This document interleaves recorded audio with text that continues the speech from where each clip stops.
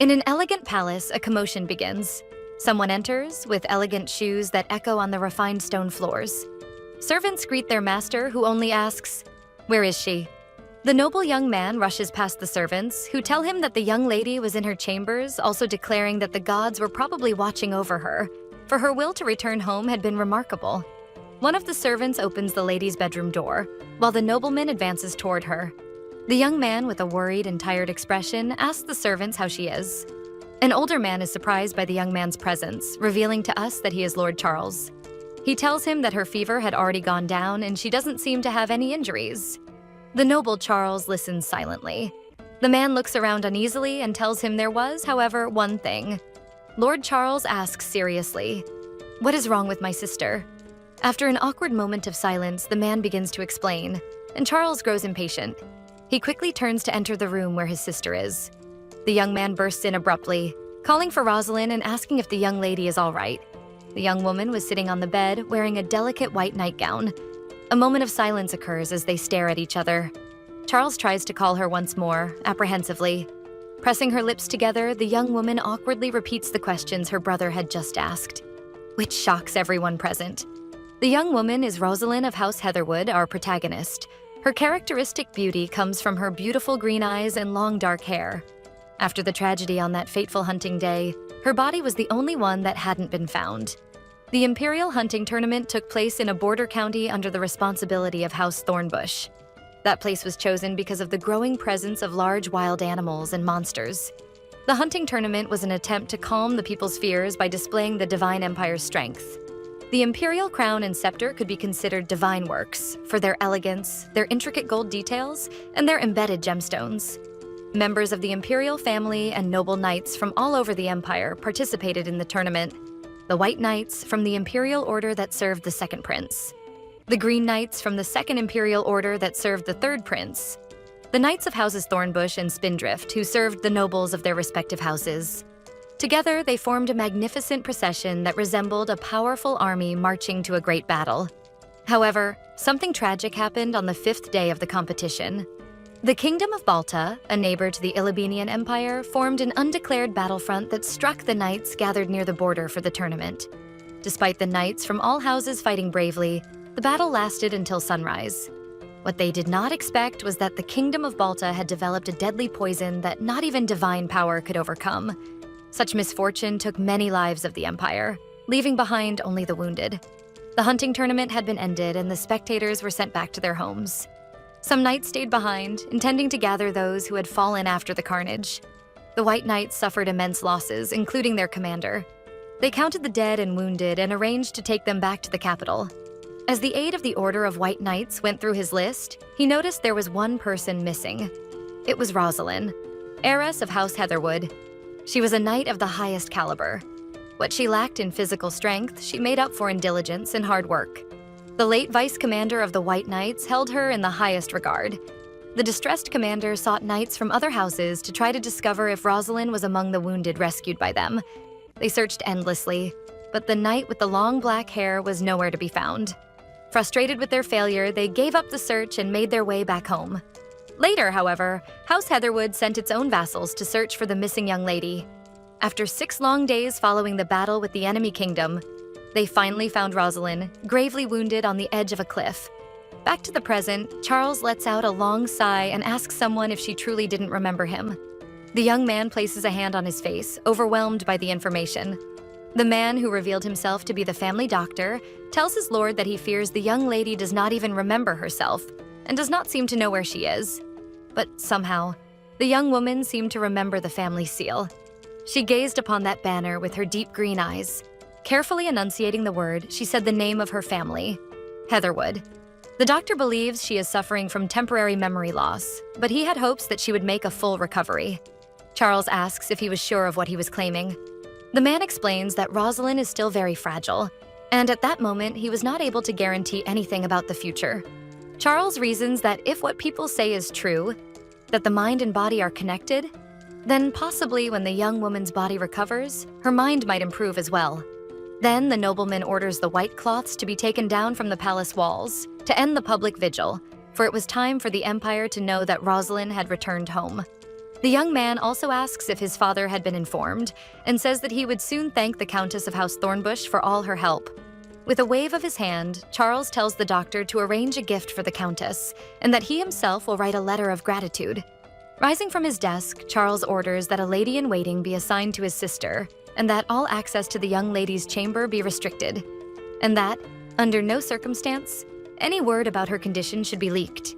Then, the young man asks if the lady had eaten anything yet. The embarrassed maids replied that they had prepared a light lunch for her. It corresponded to a meal prescribed by the doctor for a more weakened patient. However, Rosalind kept asking for more food, and in the end, she had already eaten 3 full meals. The maids judged that she could now eat normally. Upon hearing that, Charles asks that his dinner be served together with his sisters in her chambers. Charles stays alone in his office as the maids leave the room. He looks to the side, reflecting after that conversation. The young man feels relieved to know she was eating well, which was something expected. As he looks at a portrait of the two of them, he thinks again how good it is that she is safe and sound at home. She is his older sister, and he owes her much. The young man thinks as he gently holds the portrait, intending to talk to her during dinner and tell her how happy he is that she returned. Moments later, Charles displays a look of pure disgust as he hears loud chewing noises. Before him, his sister Rosalind vigorously devours large pieces of bread. The maids watch the dramatic dinner scene as Rosalind devours the food. Such behavior reminds Charles that the doctor had told him that, in addition to her memory loss, the young lady was having some behavioral issues, and still seemed quite confused. Suddenly, Rosalind tries to grab the meat from Charles's plate, abruptly waking the young man from his thoughts. She seizes a piece of meat vigorously, knocking part of the salad off the plate. Rosalind chews the chunks of meat intensely, getting herself completely messy in the process, staining her nightgown. Charles then realizes the seriousness of the doctor's words, who had told him that she might temporarily behave like a child, more like a cave woman. But fine. A silence hangs between the two, broken only by Rosalind's loud chewing. Charles takes a deep breath, assessing how to handle that strange situation. He turns to one of the maids and asks if Rosalind really should be eating red meat. Wouldn't something lighter be better for her stomach? Our protagonist explains to him that while she was recovering, she ate only soup and porridge, but that morning they had given her small pieces of meat in her soup, which had done her much good. Charles gives an enigmatic smile. He looks at his completely ruined plate after his sister tore away his steak. The maid apologizes and tells him she will fetch a new plate for him, to which Charles thanks her. He serves himself a spoonful of soup. While dining, the young man reflects as he watches his sister. He wonders if his sister had always had that ravenous appetite for meat. A bit hesitant, he asks her to slow down her bites, as that amount of red meat could upset her stomach. The young woman looks at him, and her striking green eyes show an alert expression. However, ignoring him, she calmly returns to eating.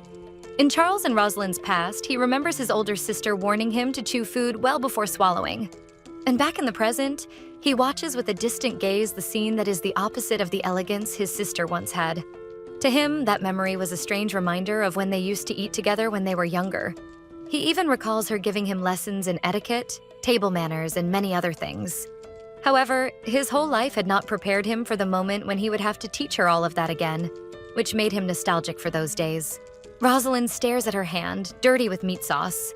The young woman begins to lick the sauce, but she is suddenly interrupted by her brother, who grabs her hand, stopping her. He approaches her, telling her that she should not do such a thing. Hesitantly, he says that such behavior is not befitting of a lady like her. The elegant room is bathed in the light of late afternoon. Meanwhile, the dining table does not display the same order, with messy plates, scattered salad, and meat sauce spilled here and there. The young man tries to help her remember, explaining that he is Charles, her younger brother by 2 years, and that it had been some time since they last saw each other because of her duties as a knight. While she bites into more pieces of meat, Rosalind listens to her brother recounting that they used to exchange letters while she was away. Finally, he tells her that she was a knight of the highest imperial order.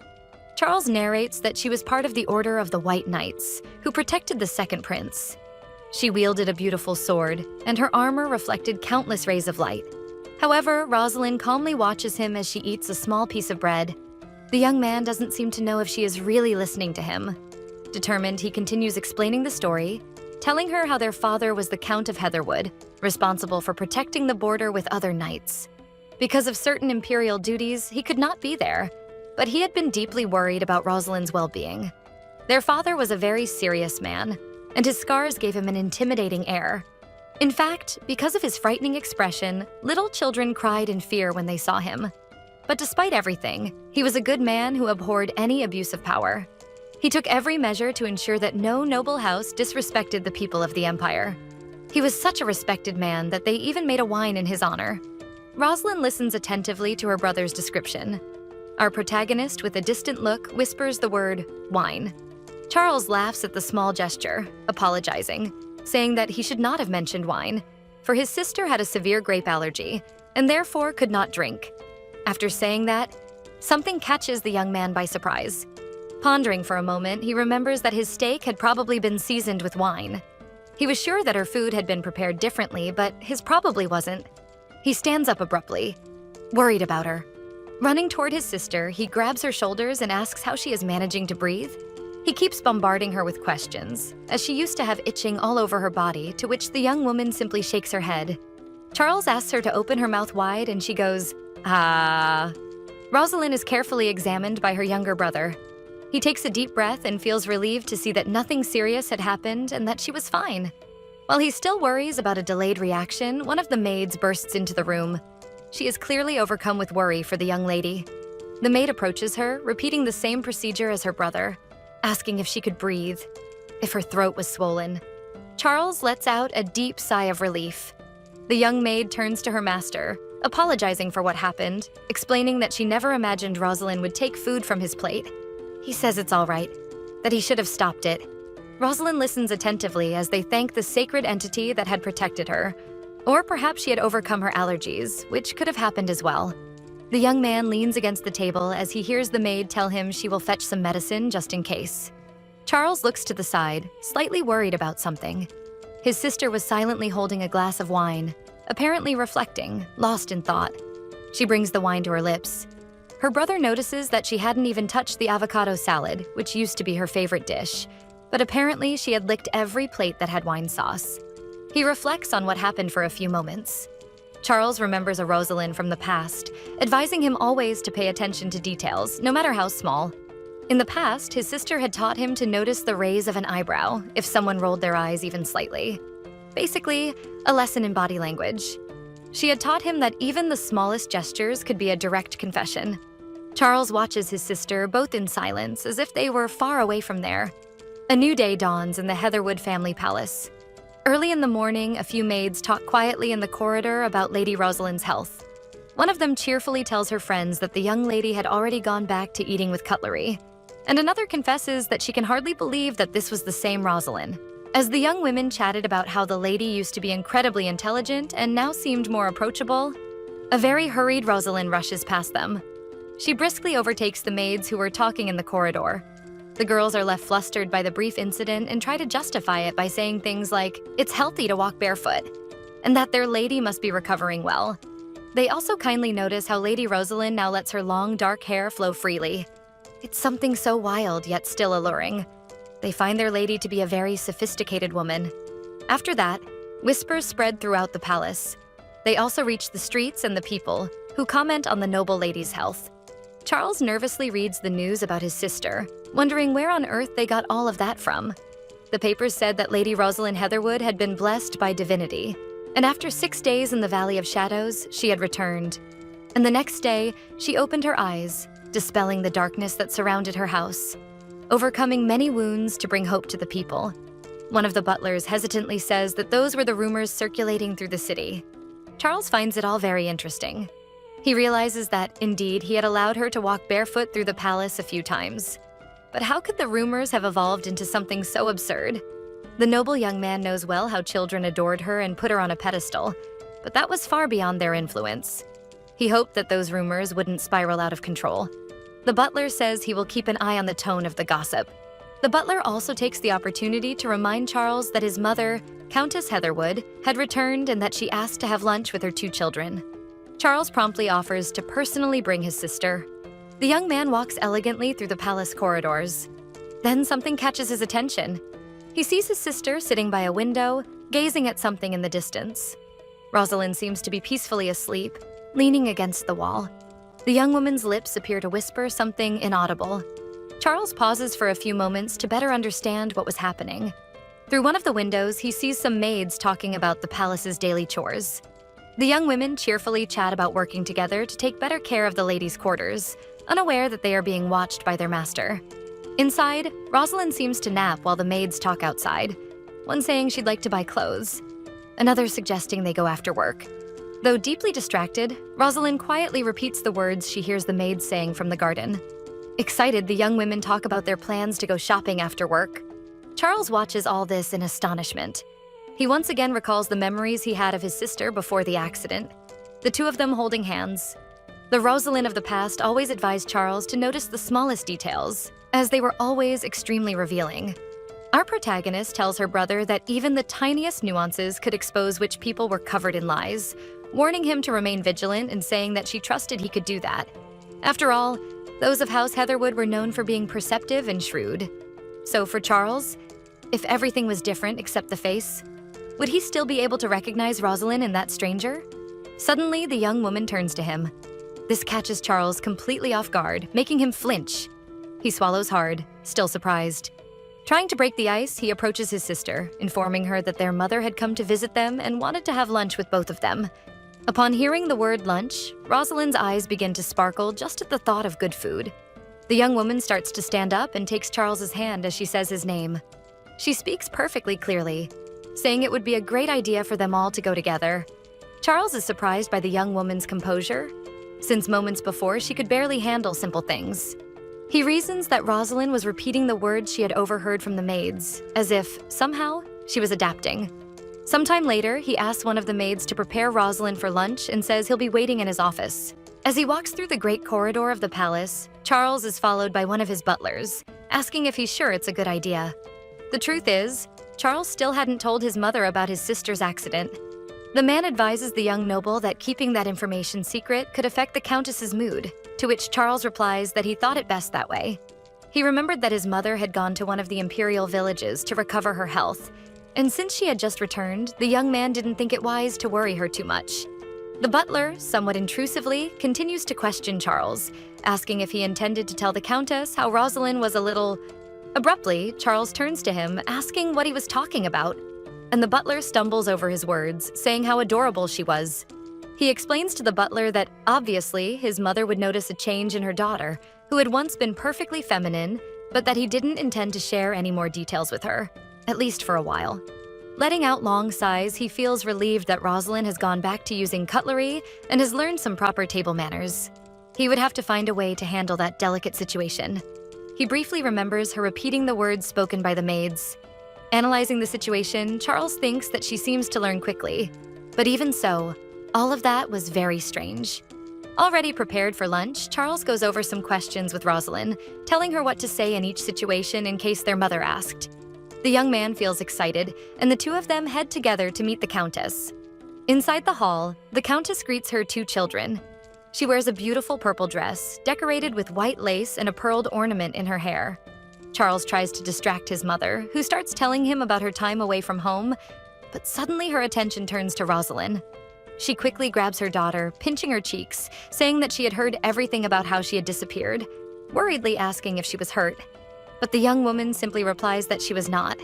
Squeezing Rosalind's cheeks even more, as if she were a child, her mother tells her that she should have listened to her and given up on that whole business of being a knight.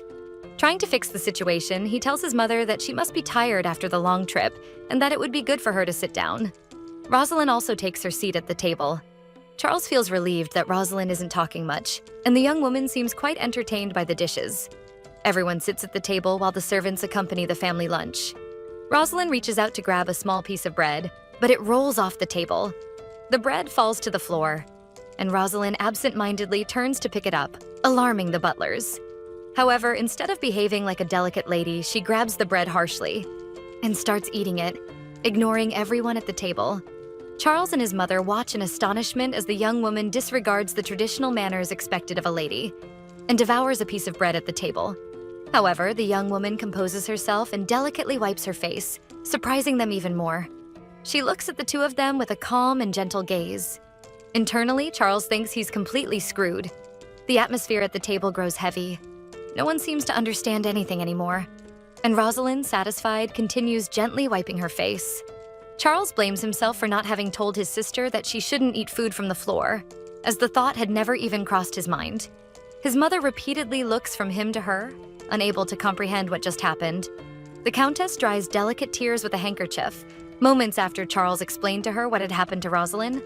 Her tearful mother says that she had never been the most beautiful, but at least she had once been the most intelligent in the Empire. But now, in the background, Charles asks his mother to stop that speech. Turning to the young man, his mother asks him if their father already knew what had happened, to which he replies that he had only informed him that Rosalind had hit her head. While she eats, her mother observes her with those familiar green eyes, wondering if perhaps she had become less intelligent. Rosalind is very entertained with lunch, while her younger brother explains to their mother that she wasn't any less clever. However, his mother was determined to understand what was wrong with her daughter.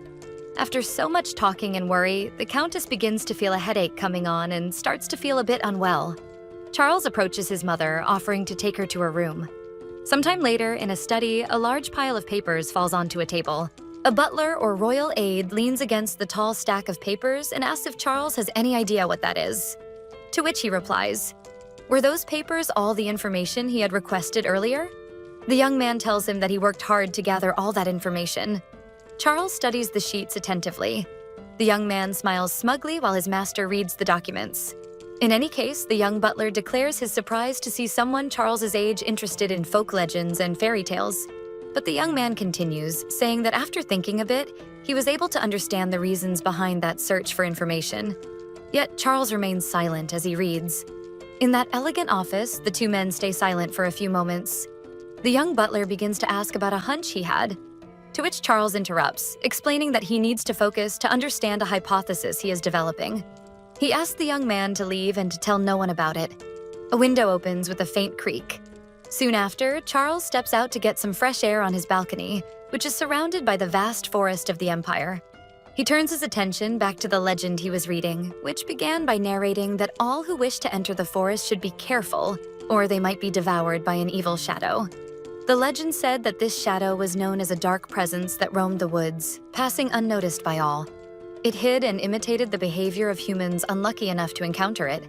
The details of that legend varied depending on the region of the Empire, but they all shared some common traits, such as the deep parts of the forest that no one dared to explore, and a creature born of shadows that inhabited that forest. Charles reads all of it with a bit of disbelief, turning the pages one by one. Then, he finds the account of a villager who had seen the figure. He was gathering medicinal herbs when he fell off a ravine and fainted from the fall. When he woke up, he was paralyzed on the ground, too weak to move, and he remembers lying there for some time, staring at the foliage. But suddenly, he began to feel something approaching him. At first, he thought it was just the shadow of the nearby trees. It was hard to see through the morning mist, but when the villager looked more closely, he was able to notice the shadow moving dangerously. Though difficult to discern, he could see it coming closer and closer. He described that moment as the most terrifying sight of his life. He had never believed monsters existed, but he knew well a legend told by his tavern companions. A story about a creature of shadows that sensed bad omens. The men of the village said that when something was about to die nearby, the shadow would manifest. Since he was alone in a clearing in the woods, wounded and unable to move, possibly that shadow was about to claim a new victim. At first, it only hovered over him, as if waiting for the right moment to attack. In a desperate impulse, he grabbed some of the medicinal berries that hadn't burst during the fall, and he ate as many as he could, in a frantic attempt to recover somehow. He hoped they would help him heal, since the pain in his body had subsided. However, even as he began to feel a bit better, the villager saw the creature slowly crawling back toward the forest. The villager couldn't understand why it was called a shadow, since at first he thought it was merely a small cloud of smoke. But after watching it for some time, something very strange happened. That cloud of smoke took the form of a human. And though he couldn't make out any distinct features, that shadow had become his shadow. Charles is startled by a noise behind him and turns abruptly to see what happened. Silence fills the balcony, and only the wind moves the glass doors. The young man peers into the dark interior of the room but doesn't seem to notice anything. Carefully tucking the papers into his vest, he decides to check what it was. Quickly, he grabs his sword, knowing that any thief would find nothing valuable in his study. He begins to open the door slowly, and a blurred figure moves frantically right in front of him. He readies himself to strike, demanding to know who's there, and comes face to face with his sister, Rosalind. The young woman looks at him without any reaction or sign of fear. Charles freezes, especially upon seeing his sword so close to her face. She gazes at him without any interest or fear, seemingly unfazed by such a deadly blade near her. The young man hesitates, unable to say a word. He looks down and notices something unusual: reddish stains on the floor. An intruder had been annihilated right there on the floor of his study, surrounded by several other marks. He looks at his sister's wet hands, wondering if she had killed the man with her bare hands. How could that even be possible if the man had been armed? Charles realizes something that chills him to the core. This wasn't humanly possible. It seemed like the work of something supernatural and possibly dangerous. Using his strength, he manages to knock Rosalind to the floor, using his sword to pin her down. Terrifyingly, our protagonist stares at him with an empty gaze, and though trembling, the young man musters the courage to finally ask her, who was she, truly? She tries to persuade him by calling him by his name. The blade trembles near her neck, but that doesn't seem to frighten her. Charles is swept into the past, remembering his sister's affection and how she had once been a completely different person. In deep denial, the young man cannot hold back, and tears stream down his face. He cannot accept that the woman standing before him could be his sister. Now, in a threatening tone, he asks the creature if she thinks he would be incapable of hurting her just because she looks like Rosalind. He orders the creature to reveal itself to him immediately. Crying intensely, he commands her to reveal why she is there and what she has done with his sister. The young woman remains silent for a few moments while the sharp blade of the sword gleams under the moonlight. Suddenly, the woman's gaze turns venomous, the green hue glowing and her pupils slitted like those of a poisonous serpent. Touching the sword with her stained hands, she reveals herself to be a shadow. Charles watches her silently as tears fall from his face. The woman lying there before him declares herself to be Rosalind's shadow. Her greenish eyes gleamed dangerously, resembling those of a snake. For millennia, a shadow had lived in the forests near the mountains, long before the first human civilizations created an empire. At times, the shadow took the form of a raven. Other times, it disguised itself as a delicate insect. At other moments, it took the shape of a wild beast, with sharp claws and pointed teeth, but always with the same red eyes that betrayed its identity. When it transformed, the shadow became a creature far stronger and fiercer than any other wild animal that roamed the forest. However, this malevolent shadow had never been categorized as a monster, because to be called a monster, one must first be seen. In its primitive form, it was nothing more than a subtle black mist or a pile of sand. Without a solid physical body, it could easily dissolve and vanish into the forest. Despite its ferocity, the creature was not an excellent hunter, but when assuming the form of a little rabbit with red eyes, it searched the forest for those on the brink of death. Because of this, the creature sometimes went long periods without feeding and chose to hide near cliffs, waiting for other beings to fall. There, on the enchanted mountain near the Thornbush estate, the disguised creature waited for conflicts among humans to provide it with a snack. 2 years ago, a new countess was proclaimed in House Thornbush, and she had made a vow to annihilate all the monsters on her family's lands. To do so, she invited hunters and mercenaries into her section of the forest, which led to a decrease in animals and other creatures. This act reduced the prey of the shape-shifting shadow, forcing it to wait. One day, the creature caught a scent. A young knight had fallen from a cliff, breathing her last breaths. Then, for the creature to feed, it needed to assume its original form, black smoke, and so it did. However, as a mythological being, it knew there were consequences to feeding on something alive, so it had to wait longer. The malevolent shadow approached Rosalind, realizing the human was close to death. It was not the first time it had to wait in that place. The steep mountain abyss rarely offered a merciful end to those who fell. Rosalind watched the shadow drawing near, but the young woman could not move. That time, something unexpected happened. Rosalind, almost without strength, called out to the creature, which for the first time in millennia saw something different in the gaze of a future victim. The shadow noticed that the woman's eyes showed neither fear nor tears. The shadow stared into the woman's eyes as she weakly tried to raise one of her hands. What the shadow saw there was a mixture of curiosity and resolve. Our brave protagonist, trembling, touches the approaching black smoke with her fingers. Suddenly, Rosalind manages to grab a fragment of the shadow, surprising even the lethal creature.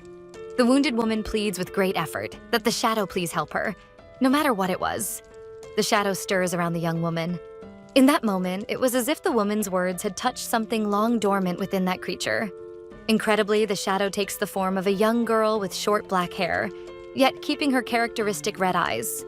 The younger girl looks at Rosalind, saying that she would not survive anyway, and that she could not save her. Rosalind bites her lips as if struggling to say something more.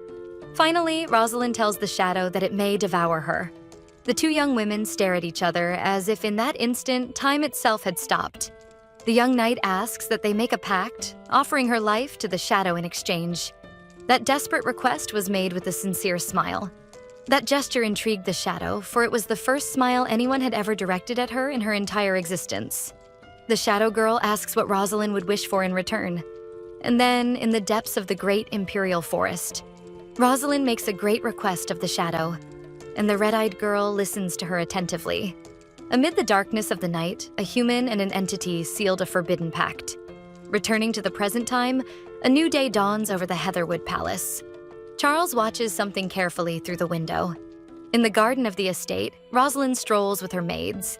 They all laugh and play as they choose a spot for a picnic. The young man knew very well that the maids were very fond of his sister. He wonders if they suspected anything about the real identity of whoever was in Rosalind's body. One of the young maids asked if Lady Rosalind had liked the flowers that had just bloomed. The noble protagonist simply replied that she was more beautiful than all those flowers combined. The maid blushes deeply at the response, and the others are delighted by such affection. Charles can hardly believe what happened before his very eyes. Now, turning to another young woman beside her, Rosalind gives yet another compliment, saying that she was even more beautiful. Charles knows very well that his sister used to melt people's hearts with her charm. The young women laugh, saying that the memory loss had been just a rumor and that this was the Rosalind they had always loved. However, Charles knew the truth. That young woman was not his sister. The night before, the woman had revealed herself to be Rosalind's shadow. She had also confessed that she was there to protect someone, and Charles insisted that she tell him the truth. Furious, he demanded to know who she was protecting, and the answer caught him off guard. The shadow was there to protect the leader of the White Knights. Charles steps away from the young woman, removing the sword from her neck. She remains silent as he touches his face, disappointed by the answer. He mentally complains about why she had to mention that man. He was the only person his sister had been obsessed with protecting, despite that behavior going against their father's wishes. His sword falls to the ground with a metallic clang. Claiming that the night was rather cold, he simply tells the creature to go to her room and rest. Sister, that had happened 2 weeks ago. By this point, the new Rosalind already knows proper etiquette and no longer eats anything off the floor, appearing more like the person she once was. Furthermore, she was quickly learning new words, although at times she seemed to remember rather than learn. Charles shrugs uneasily at the creature. Rosalind waves from the garden, displaying a friendly smile. He hesitates for a few moments, uncertain, but the young man decides to give in and offers a small wave back. She lets out a soft giggle while eating an apple. Then the young woman runs toward the maids who had already set up the picnic. The butler asks Charles if everything is all right with him, to which he replies that yes, it is. He has always strived to be a good brother. He remembers how much his sister used to praise him, saying he was a good boy. Determined, he resolves that he won't change that now. Charles holds some papers while reflecting, and decides to throw them into the fire, out of respect for his sister's wishes. He would keep that secret from then on. The young man was determined to carry on with it, no matter the cost. The pages quickly vanish amid the flames.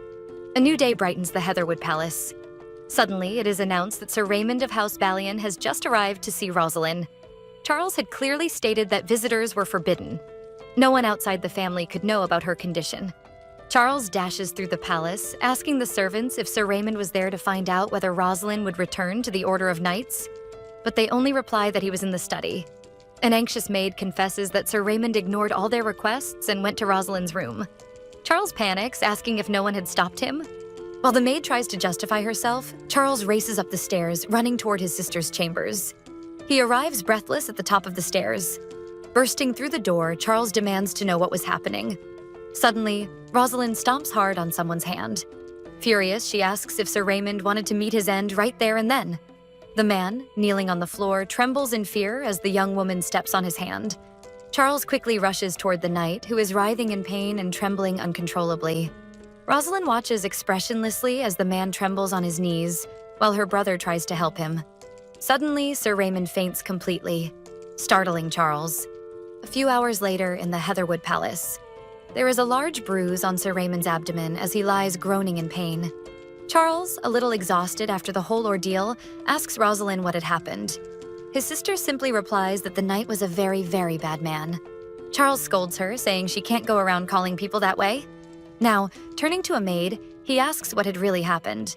The surprised young woman begins to explain. She says that Sir Raymond had been so happy to see Lady Rosalind well that he ran to her and gave her a big hug, but that he hadn't made any inappropriate advances. The maid apologizes to Charles, telling him that it was all her fault. Some time ago, while they were taking care of Rosalind, the young women had told her not to let anyone touch her that way. One of them even said there were many bad men out there who would do anything to touch a beautiful woman like her. And if something ever happened, the maid had told Rosalind what to do. She should give him a good beating, and only then call her brother Charles, who would take care of the rest. That was exactly why the young woman felt so guilty about what happened with Sir Raymond. She hadn't realized that Rosalind might still not remember people very well. In the afternoon, Charles makes Rosalind repeat several times that she will not hurt anyone else. And he keeps asking her to repeat it a few more times to make sure that she truly won't hurt anyone again. Charles feels relieved that, even though Rosalind had attacked Sir Raymond Ballion, a noble knight of the Order of the White Knights, he and Rosalind were very close friends, and he wouldn't hold a grudge. Rosalind asks if she can attack him. Charles answers no. Fulfilling his role as a brother, he explains to her that she can defend herself however she wishes from anyone threatening her, with a sword or any other weapon. But if they aren't dangerous, she doesn't need to do anything. However, he continues, saying that if she ever harms an innocent person, she will be sent to a very bad place, where a very evil man will be waiting for her. Interrupting their conversation, someone knocks on the door, announcing that Sir Raymond is finally awake. He looks terrible, as if recovering from a great medieval battle. Rosalind sits beside him, apologizing, and he looks terrified just seeing her approach. He lifts his shirt, showing the large bruise she left on him. Raymond asks if she is really Rosalind, the eldest daughter of House Heatherwood. She bows politely and confirms that she is. Still quite disoriented, he asks if she is the same Rosalind who beat him up earlier, to which she coldly confirms again. The knight thanks her for the apology, but confesses that wasn't what worried him. He watches Rosalind as she goes to grab some cookies, and he is astonished by her strength as she grabs several with one hand, breaking a few in the process. Even more, he's shocked to see her eating them while completely ignoring a lady's etiquette, and Charles feels deeply embarrassed. Sir Raymond tries to explain himself, while the young woman innocently looks at her brother. The knight asks if she's become funnier, but Charles tries to cover it up, claiming that she's still recovering from the accident. Then he turns to Rosalind and asks if she intends to attack him again. With an indifferent expression, she says no. Soon after, he takes the opportunity to hug her again. Still holding Rosalind, he says how grateful he is to see her alive. They take the chance to enjoy a delicious afternoon tea, and while they talk, Raymond says he suspects the ambush was caused by the Black Moon. Sir Raymond realizes the young woman had forgotten about them as well. The nobleman begins to explain that the Black Moon was an order of dark magic worshippers from the neighboring empire, Balta. He continues his explanation, telling her that unlike the divine powers the imperial family possessed, there existed an opposing force that dealt with forbidden spells. The Order of the Black Moon worshipped a goddess who came from darkness and chaos. To them, she was the only entity in the universe. They claimed that the goddess of light herself was not real. But the empire's eldest prince was blessed with the strongest powers in the empire, which made him the main target of the Black Moon. Raymond reminds Rosalind that after several failed attempts to attack the prince, a special order of knights was formed, the White Knights, of which they were both members. Our protagonist chews more cookies while Charles watches her, anxious for a reaction. And Raymond wonders if she was even listening. Recalling the tragic event of the past, he says they lost many good knights, including the vice commander himself. He asks if she remembers him. The young woman replies that she does not. Raymond doesn't want to upset her during her recovery, so he changes the subject to tell her that, because of that, another knight had been promoted to commander. As for himself, he had become the new vice commander. He gives a smug smile, expecting her to congratulate him, but Rosalind merely asks if that was supposed to be a good thing. Deeply disappointed, Raymond tells her that it was a promotion, and although that was good, it also meant he would have a lot of paperwork to deal with. And there was one more thing. He reveals to Rosalind that she had been promoted to a higher rank within the order, as she had performed exceptionally well on her last mission. She was only a few steps away from joining the personal guard of the eldest prince. Charles silently observes his sister, thinking that in another life this would have been wonderful news for Rosalind. He recalls the creature that had taken his sister's body, telling him with serpent-like eyes that she had made a promise to protect the master of the White Knights. The young man wonders why the commander would place her closer to the prince's guard.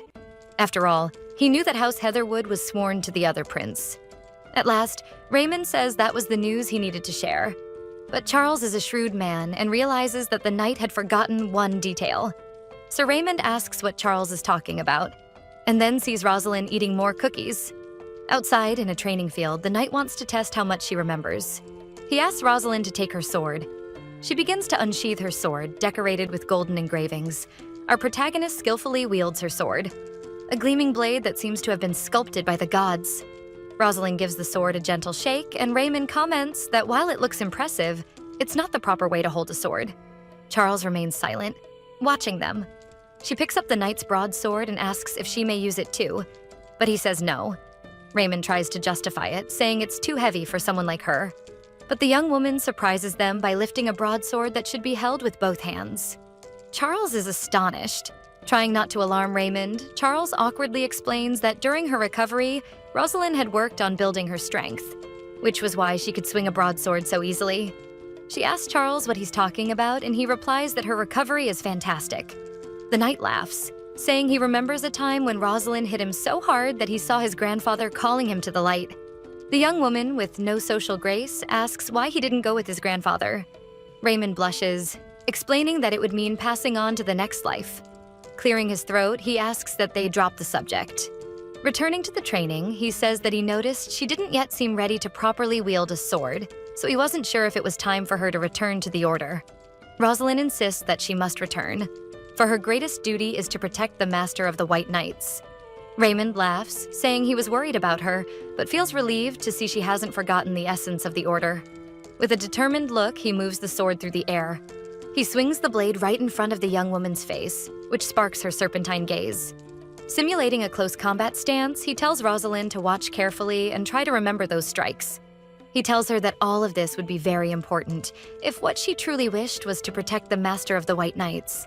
She watches attentively, wearing an enigmatic expression, and a magical aura seems to envelop her completely.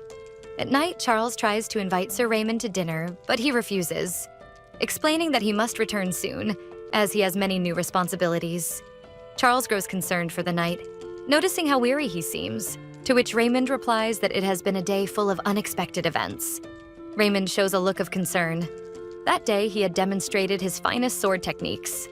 With great precision, he struck the air with his sword. Showing his strength, he skillfully handled the blade. And with mastery, he demonstrated how to deliver a final strike. Finally, he lets out a long sigh of relief, holding the long knight's sword. Already quite tired, he says he believes they've done enough for the day, and that it should be sufficient for Rosalind to restart her training. He recalls that the young woman had always been more talented with battle strategies and didn't want to tire her with heavy drills. However, she surprises him by saying she'd like to see more techniques. He takes up a combat stance, ready to demonstrate a higher level of sword strikes. The protagonist watches him intently. Night falls. Everyone is exhausted, yet Rosalind continues insisting on learning new combat moves. Raymond tells Charles that for weeks he will have recurring nightmares about all the training sessions packed into a single day at Rosalind's request. Not even when he was an apprentice did he fight that much in one day. Before leaving, he remembers one last detail. There will be a promotion ceremony for the White Knights in 2 weeks. And then he asks Charles to use that period to help Rosalind with vocabulary and etiquette for that kind of event. He explains that His Highness, the Prince, will preside over the ceremony, so it will be very formal. When he solemnly bestows the new title upon Rosalind, it would be absurd if she replied with something like, "Cool, man, thanks." To prevent this, Raymond asks Charles to help prepare her properly for the event's formality. The two men bid each other farewell, and Charles thanks Raymond for everything he had done for his sister, to which he replies that it was a pleasure, for she was a true friend. Sir Raymond hopes that the sword-fighting lessons might help her somehow, even if she had only watched that afternoon. Charles politely tells him not to worry about anything. When it came to learning new things, Rosalind's memory seemed remarkably sharp. Far away in the training fields, Rosalind slashes the air gracefully with her own sword. She wields the blade with a determined gaze, preparing to deliver a powerful strike. And finally, she executes a swing identical to the one Sir Raymond had shown her that very afternoon. The young woman pauses for a moment, gazing at the sword's blade and how it seemed to almost emanate a magical aura after the intense training. Standing there in the training fields, she observes the moon in silence, and the shadow within her remembers the promise she had made. Before departing, Rosalind had spoken with the Shadow Girl. Her only request had been that she protect the Master of the White Knights. Rosalind looks up at the sky, letting out a quiet sigh as she reflects on her mission. 2 weeks later, a new day begins in the Empire. More precisely, in the Imperial Palace, where the ceremony is about to take place. Inside, someone calls for Rosalind. Our protagonist bows politely before Sir Raymond, telling him it is an honor to see him again. He is surprised to see her behaving that way. And still bowed, the young woman asks if everything is all right with him. Sir Raymond assumes that Charles must have spent many sleepless nights training her for the occasion. He is touched by the young man's dedication and tells the noble lady that she doesn't need to be so formal with him. Raymond says he knows her new title will only be made official after the event, but he took the liberty of assigning her a private chamber. He takes the opportunity to finally present her with her new uniform, which, like his, bears the colors navy blue, white, and fine golden details. She begins to unbutton her shirt, but he interrupts her, telling her at least to wait until he leaves the room. Now dressed in her new uniform, Rosalind is ready for the ceremony in which she will rise in rank among the White Knights. Sir Raymond explains to her that first they must meet the Knight Commander so Rosalind can choose her apprentices, who will serve as her squires and learn new skills from her. As they walk, the man asks Rosalind if she has memorized the oath and is familiar with the procedures. She confidently replies that she has. Raymond curiously asks how she and Charles had decided to handle her memory loss. The young woman grows slightly embarrassed, thinking for a moment. Charles had been afraid that revealing the truth to the other knights might prevent his sister from getting good opportunities as a senior knight. On the other hand, he worried that her behavior, without context, could harm her reputation. He weighed the situation, imagining that in the best-case scenario, people would simply be confused, but in the worst case, it might raise suspicions. Then he had an idea. Stannis, the Knight Commander of the Order of the White Knights, had an older appearance, a stern and serious gaze, and red hair slicked back. The commander watches as Raymond introduces Rosalind, claiming that the young woman's condition would not affect her duties, since protecting the prince was imprinted in her very essence. Raymond hands over the doctor's letter, which confirmed that the young woman's condition was temporary. The commander takes the papers apprehensively. He looks around warily, uncertain whether Rosalind was truly ready to return to her duties as a knight. He asks if she is sure about this. Our protagonist, with a calm expression, replies that she has recovered well from her wounds and is ready to return to service. Raymond thinks that even the commander seemed uneasy about her return. Rosalind leaves the men to speak privately and walks out into the hall where the other knights of the order are gathered. She notices the murmurs among the men and looks at them seriously. Hearing them whispering unpleasant things about her, the young woman realizes that this was the hostility her brother had mentioned. She turns her attention away from the men, imagining that the Knight Commander himself probably harbored feelings of hostility toward her as well. Discreetly, she manages to catch a bit of the conversation between Raymond and the commander, hearing him say that what had happened to her was indeed a great misfortune, however. The commander had placed Rosalind under Raymond's responsibility, so that he could help her reintegrate. Then, the shadow within her sees how much the young woman was admired by her peers. It seemed to her that Rosalind must have been a good person in life. The Grand Hall of the White Knights, the venue for the promotion ceremony, was adorned with the Order's purple banners, and everyone was preparing for the event. Cruel men whispered terrible things, such as how Rosalind hadn't attended the memorial for their comrades who had fallen during the hunting tournament. But she walked on fearlessly and steadily, striding across the Great Hall's carpet. Rosalind hears even harsher comments, claiming that she had used the influence of House Heatherwood since she was the Count's daughter. The Shadow wonders how someone who seemed to have been such a good person in life could have had so many enemies. Raymond, seeing the situation, approaches and tells her that he is her only friend there. He tries to advise the young woman that, though she may have a good heart, that alone isn't enough for people to like her. But she declares that it makes no sense. He agrees and replies that not everything in life makes sense anyway. Raymond tells her not to worry about anything, because being his friend is better than having 1,000 friends. However, the shadow inside Rosalind's body cannot comprehend such a contradictory situation. As she walks among the other knights, she notices something Something catches her attention so strongly that she can feel her heart beating faster. Not even the beautiful colors of the banners seem to stand out compared to him, the prince of the empire, the elegant man with long silver hair, the true master of the White Knights. His name was Richard, the eldest prince of the Ilibenian Empire. With beautiful blue eyes, dressed in noble white and blue garments with refined golden accents, he drew everyone's attention. The Shadow realizes that this was the man Rosalind had asked her to protect before she passed away. Just a brief glimpse of the elegant man was enough to make the young woman's heart race. There, in that hall, surrounded by other knights, she watches him from a distance, deeply captivated by his appearance. The man with silver hair wears a serious expression, and now, the Shadow inhabiting Rosalind's body must do everything she can to protect him from all evil. Richard walks absent-mindedly through the great hall, thin strands of his silver hair swaying around him. Rosalind touches her chest, unable to understand why her heart was beating so rapidly.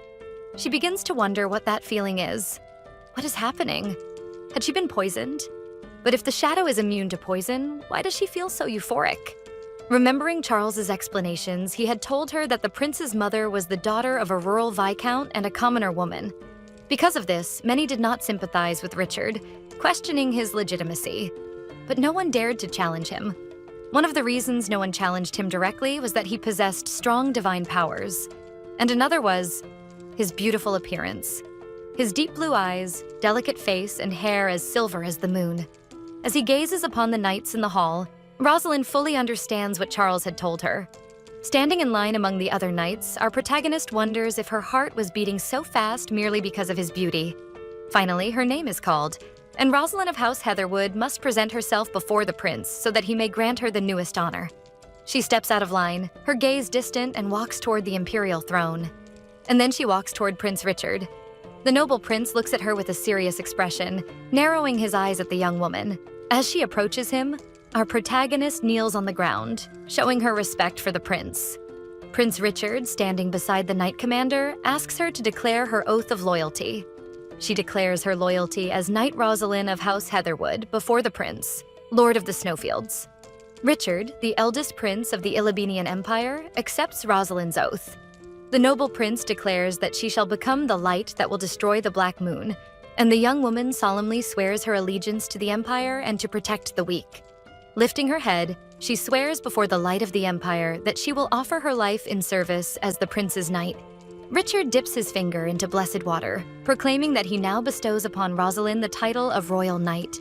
He touches the young woman's hair, wishing that the grace of the gods will always be with her. Rosalind feels his touch upon her forehead, like a point of light radiating through her thoughts. She slowly opens her eyes and gazes at the imposing prince before her. He gives a brief nod of acknowledgement. Rosalind, still silent after the oath, looks at him with her deep green eyes. She returns to her place in line while the prince announces to everyone that he will choose a new aide for the vice commander. Our protagonist discreetly touches her own face, seeming lost in thought. She touches the exact spot where the noble prince had blessed her, and she remembers the way he had looked at her. Reflecting on that moment, Rosalind realizes how coldly he had observed her. Sometime later, in the office of the senior knights, Raymond apologizes, saying he knew they wouldn't give a major mission to a newly sworn knight, but he hadn't imagined they would sit her behind a desk and dump all the Empire's paperwork on her to handle. Raymond knew he had many new responsibilities, but he couldn't believe he would end up doing 2 jobs. The young woman grows discouraged, thinking that despite her brother's guidance and sword training, she couldn't remember how to deal with paperwork. Raymond tries to cheer her up, telling her she'll learn quickly. He then suggests she go to the training grounds to practice a bit while he handles everything. He says all this as he hands her a packet of cookies.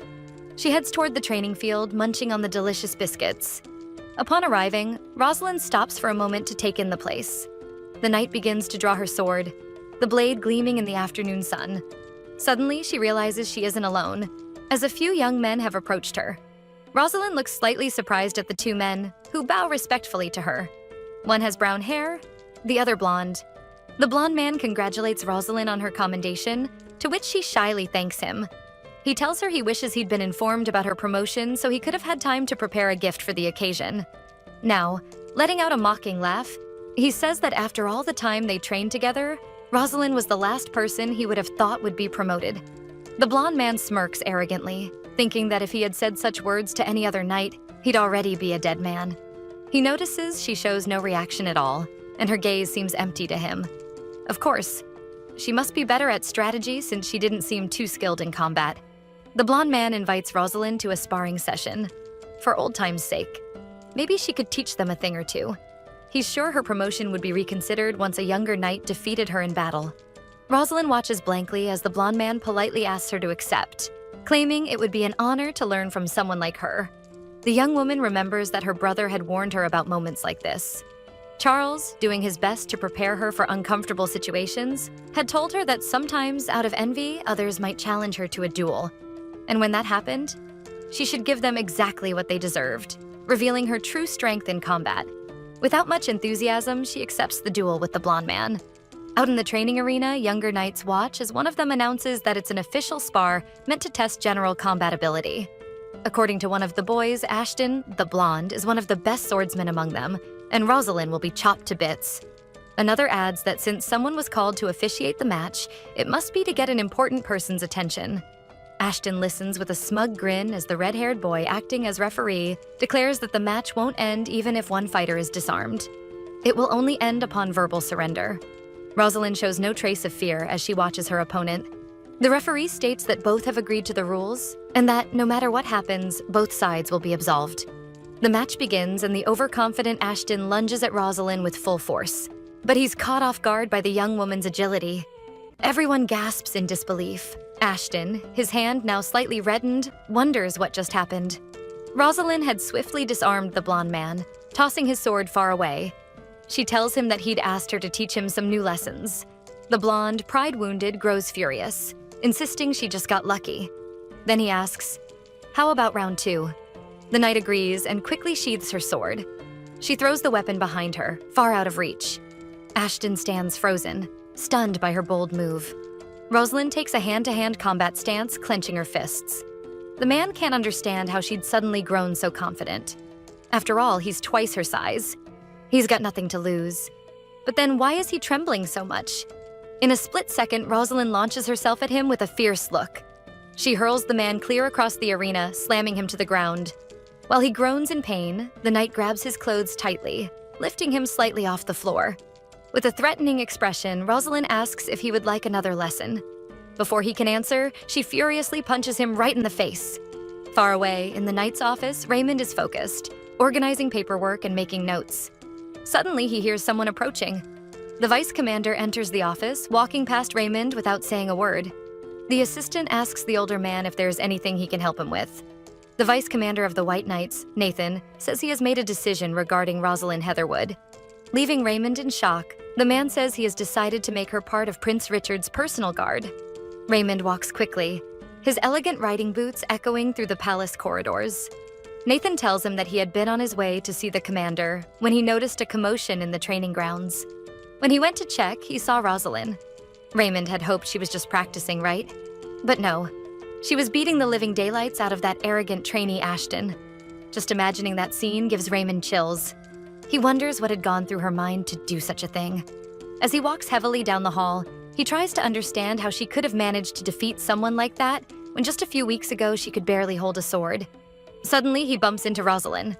The young woman patiently listens as he tells her he was just on his way to find her. But then he notices something else. Rosalind is holding a knocked-out Ashton in her arms. The young woman declares, "Glory to the Empire and down with the Black Moon." Raymond, completely confused, asks what Ashton is doing in her arms. How did this even happen? She calmly explains that they fought, and now she needs to take him to the infirmary. One of the boys explains that the two had agreed to fight until one surrendered. But before Ashton could say anything, Rosalind had covered him in punches. The boys confess that she had completely knocked him out, leaving Raymond deeply concerned.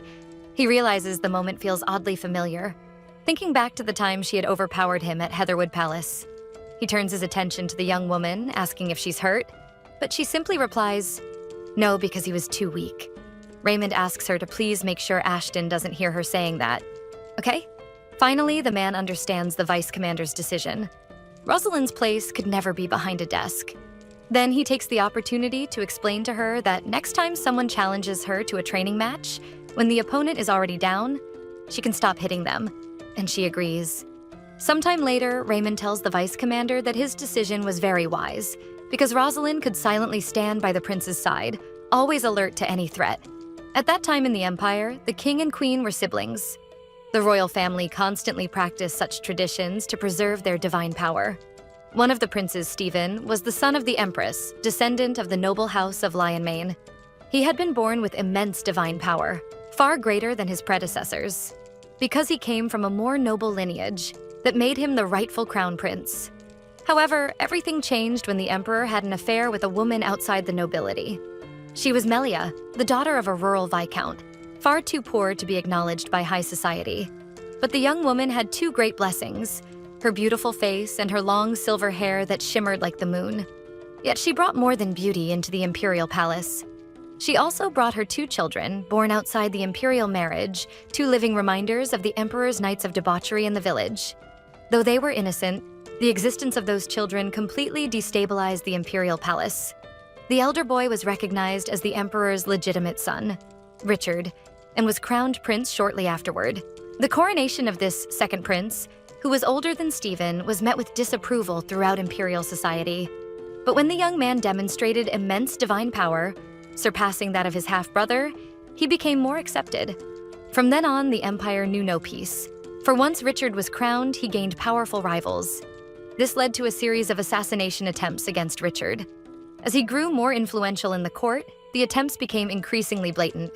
Tragically, this resulted in the death of his younger sister, who became collateral damage in the feud between the two brothers. From that moment on, Richard began to seriously compete for the position of heir. This made Stephen even more power-hungry, driving him to join forces with the Kingdom of Balta, which led to a coordinated attack during a royal hunting tournament. Richard lets out a long sigh, displeased with Stephen's actions. The noble prince says that his half-brother had underestimated the strength of the White Knights, and because of that, he must be desperate. Perhaps he should have done far more than simply confine him within the Empire, shouldn't he? The blonde man, who appeared a bit older, was the Count of Seavale Manor.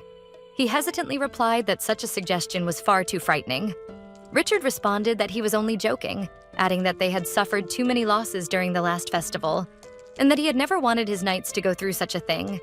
Despite never having lived a peaceful life, that had been one of the worst nights of his existence. He remembered being hastily escorted by other knights, feeling like a coward for retreating instead of fighting alongside his men. The nobleman with silver hair blamed himself deeply for what had happened. However, Count Seavale tried to console him, telling him that those men had given their lives to save his. Covering his face in pure disgust, Richard declared that it was ridiculous. He never wanted anyone to sacrifice themselves for him, but a guard reminded him that his escort must be maintained, as the attacks against His Majesty were increasing. Richard knew that very well, for his half-brother was trying to poison him daily, and under the cover of night, sent assassins after him. That coward Stephen should have realized it was time for a strategic retreat. The Knight Commander called Richard's attention, telling him there was another matter they needed to discuss. Stannis told him he wanted to add Rosalind to the prince's personal guard, but before doing so, he wished to know what the noble thought of that idea.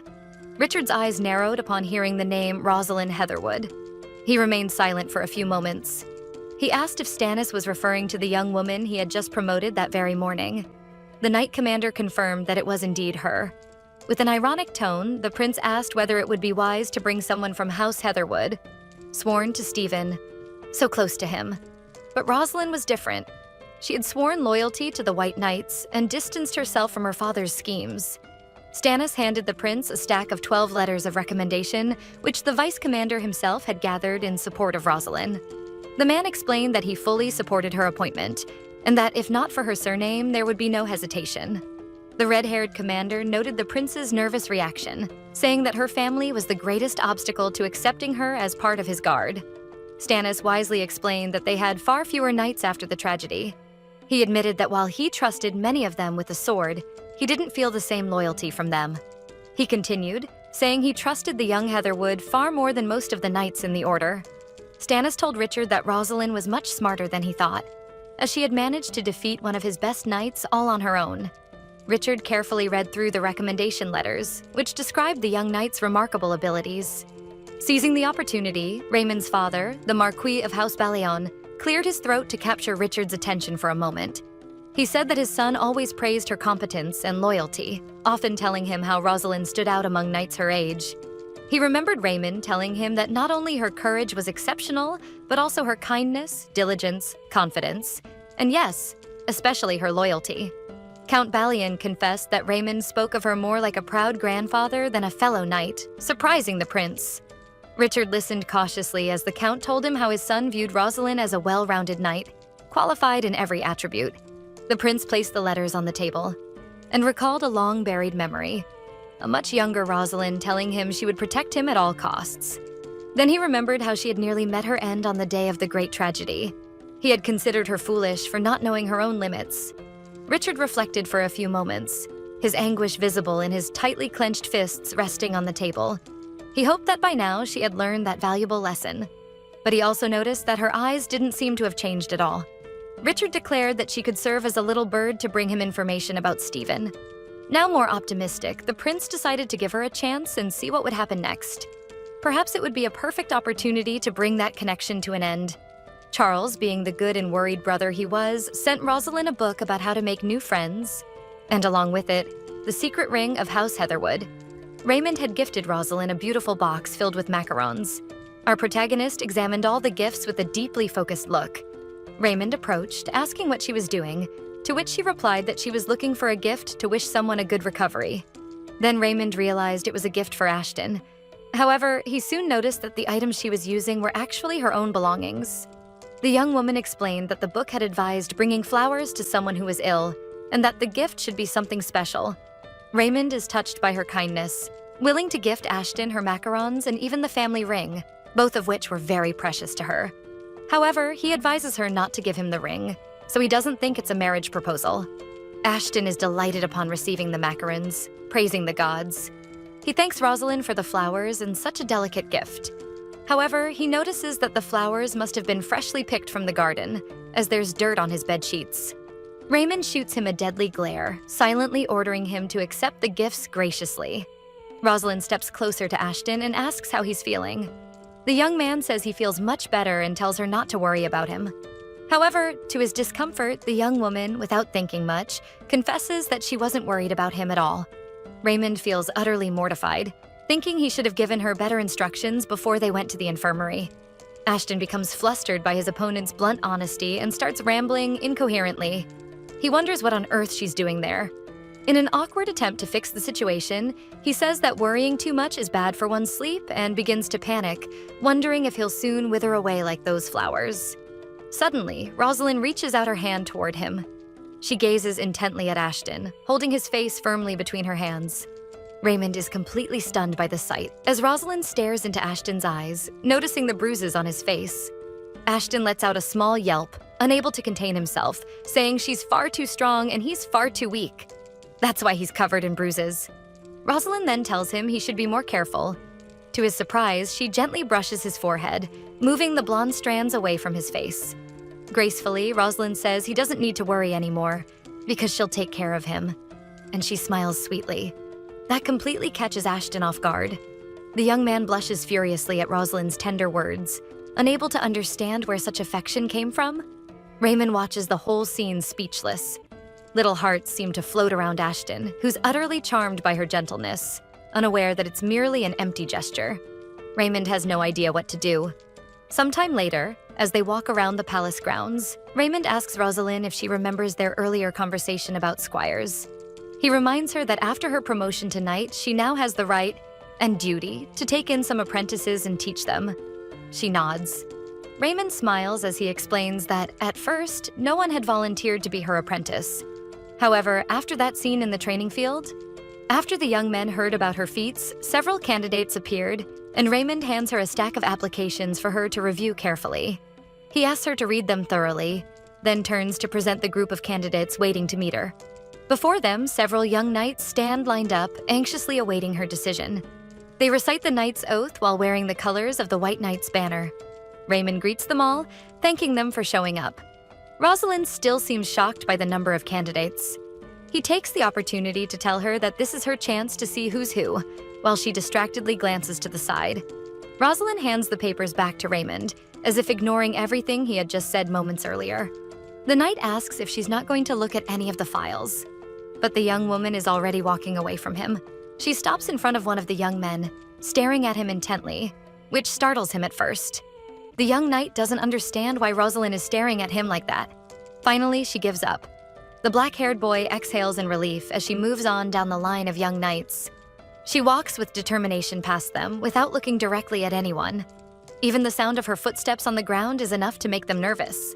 Suddenly, she stops before a young woman with short red hair staring at her in the same way. Rosalind asks Raymond if she has to choose 5 apprentices. He explains that 5 is the maximum. She can choose fewer if she wishes. She points to the red-haired girl, saying she's chosen her. Then she points to the first young man she had stared at earlier, choosing him as well. The young man can hardly believe it, feeling honored beyond words. Raymond is intrigued that she's chosen only 2 and flips through more of the candidates' files. The black-haired boy is Edward of House Rowfield, Eddie for short, and the red-haired girl is Mia of House Frostpike. Meanwhile, the young men who weren't chosen grumble among themselves, clearly unhappy with the selection. On the other hand, a few feel relieved not to have been picked, afraid of having to face Rosalind themselves. Raymond notices that it's as if Rosalind can see right through those apprentices. Yet what he still can't understand is why she chose only 2 of them. He orders the 2 to report to them immediately. The man explains to the 2 young knights that now, as squires sworn to Rosalind, they will move into new quarters and she will be their mentor and instructor from now on. The arrangement will continue until both are promoted to junior knights. Both Mia and Eddie are thrilled. Raymond thinks it's heartwarming to see young people so eager to serve for the first time, reminding him of when Rosalind had been his own squire. He remembers when Rosalind was much younger, with short hair, always proactive, swearing she'd do her best to help him. He pats Rosalind on the back, remembering how things were in the past, how clever she always was. Sometime later, inside the Imperial Palace, Rosalind presents herself before the prince to begin her duties in the Royal Guard. He listens to her without showing much interest. Adjusting his glasses, Prince Richard, calling her Little Rosie, repeats that there is no need for anyone to sacrifice themselves for him. He reads through the paperwork while the young woman watches, realizing he's just used a very old nickname. In a memory from the past, Charles once revealed that Rosalind hated being called Little Rosie. It was a childish pet name given by their mother. The present-day Rosalind is puzzled, trying to understand why the prince would call her that. Richard chuckles lightly and asks if Rosalind is even listening to him. It seems that Richard isn't particularly attached to Rosalind, and while a maid serves him tea, he mentions that Stannis told him she had memory issues. As they talk, the prince stirs his tea.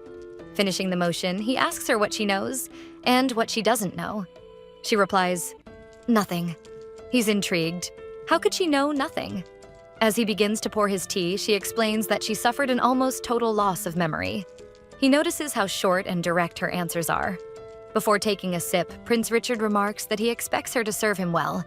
He feels somewhat relieved, thinking there's nothing to worry about, and that he'll get rid of her soon enough. Suddenly, Rosalind abruptly grabs his hand, spilling the tea. He looks at her with a tormented expression, shocked by her rough gesture, stopping him from drinking. Behind them, the maid panics. Richard, furious, demands to know what she thinks she's doing. Our protagonist stares at him firmly, still holding his hand.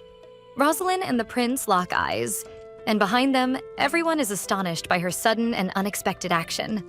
Calmly, she asks him not to drink the tea, saying she believes something was mixed into it. Rosalind's sharp perception leaves the prince speechless. He glares furiously at the maid who had just served him. Terrified by his piercing gaze, the maid shrinks back in fear. She stammers that she followed royal protocol. She had even tasted the tea before serving it to him. Besides, everyone knew the prince was immune to poison due to his divine powers, so it made no sense to try to poison him with a simple cup of tea. However, Rosalind notices something odd in her words and asks directly, if he weren't immune to poison, would she still have tried that trick? The question catches the maid completely off guard. The prince realizes that Rosalind has raised a valid point. What if someone had developed a poison so strong that even Richard's divine powers couldn't neutralize it? And Rosalind explains that this was precisely her suspicion. The other attendants say they'll take the maid away for questioning, but she starts to resist violently. Suddenly, she pulls out several knives, her expression turning wild, and prepares to attack. To everyone's shock, she lunges straight at the prince. Blades fly toward Richard. With incredible skill, Rosalind deflects the knives with her sword. Richard is stunned by her speed, realizing he had severely underestimated her abilities. Rosalind charges at the maid, who is too terrified to react quickly.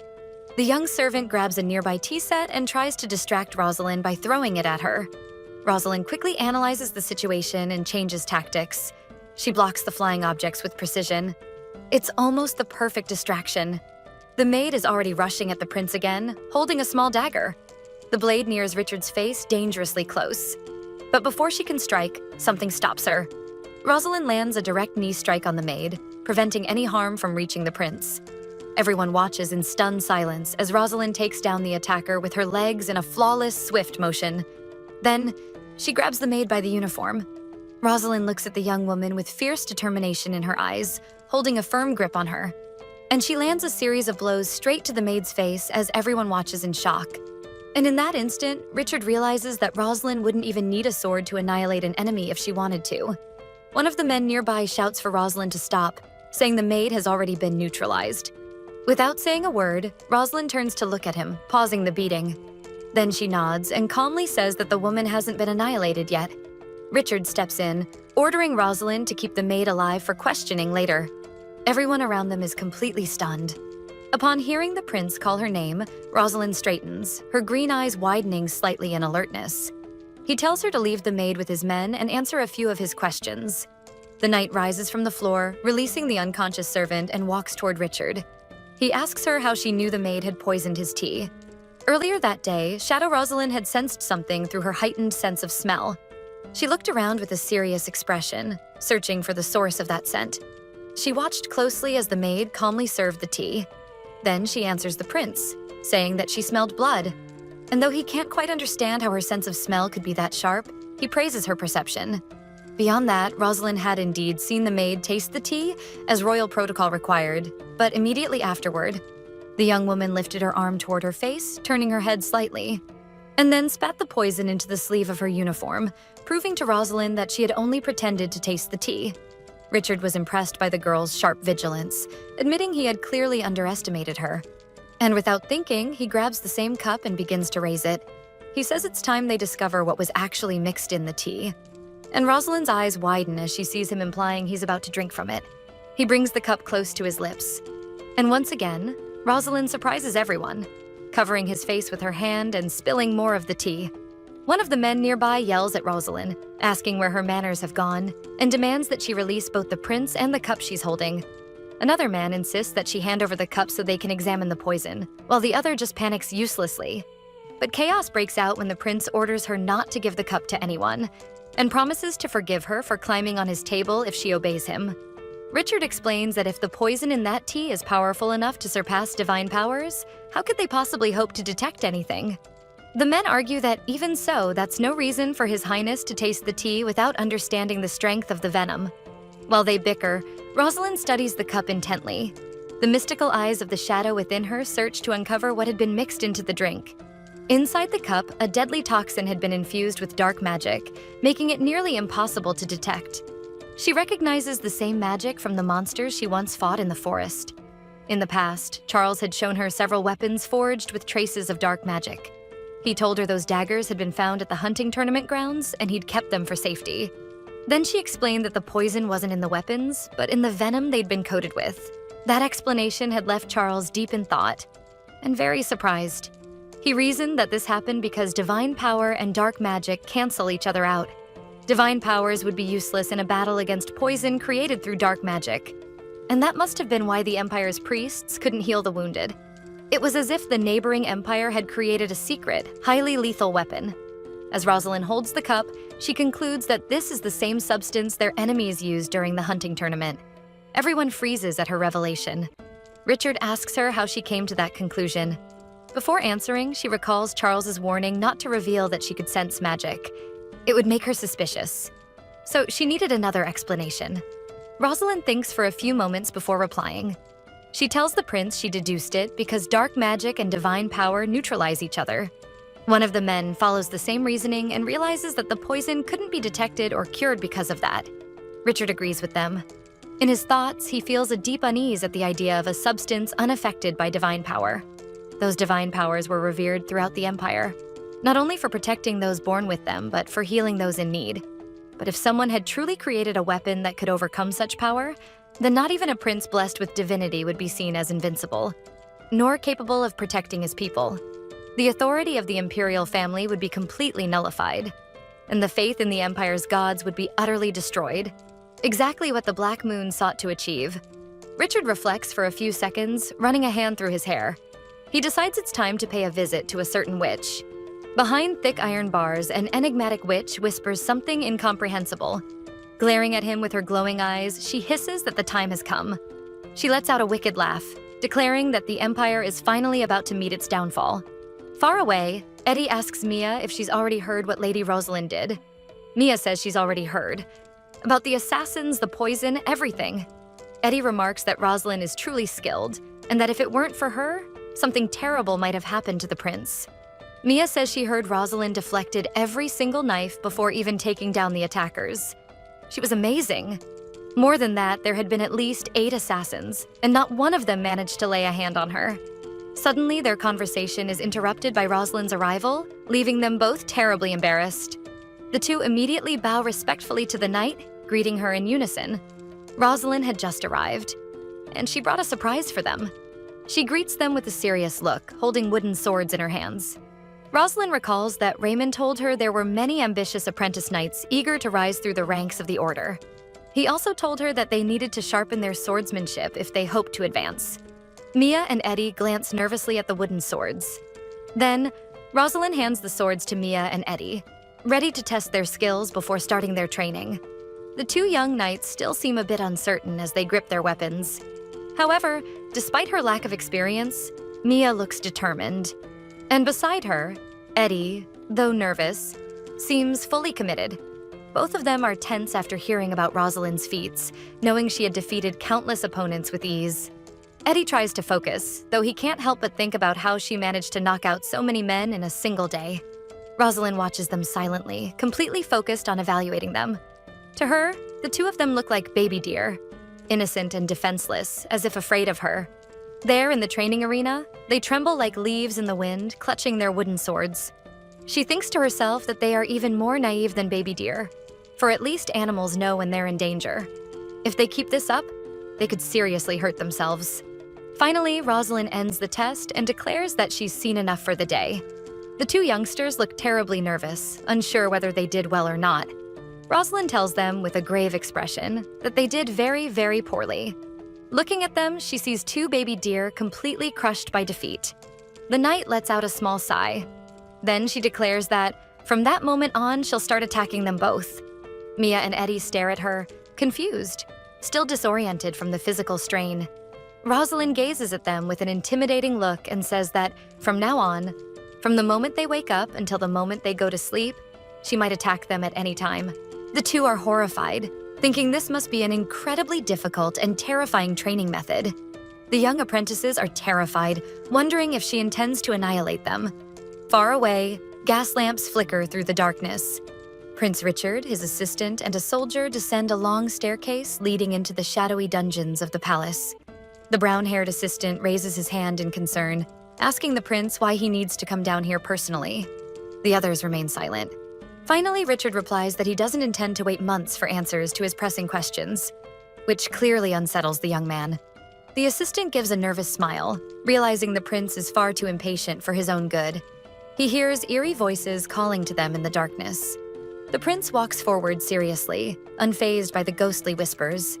He notices that the solitary cell lies deeper than the rest of the dungeons. The young assistant grows increasingly uneasy, especially knowing the prince is about to face such a dangerous prisoner confined here. The soldier bangs his sword against the thick bars, and behind them stands a mysterious woman. Richard steps forward boldly toward the prisoner. The woman, in terrible condition, begins making strange sounds. She moves within the cell, the chains around her clanking metallically. Suddenly, she grabs one of the iron bars, revealing sharp, claw-like nails.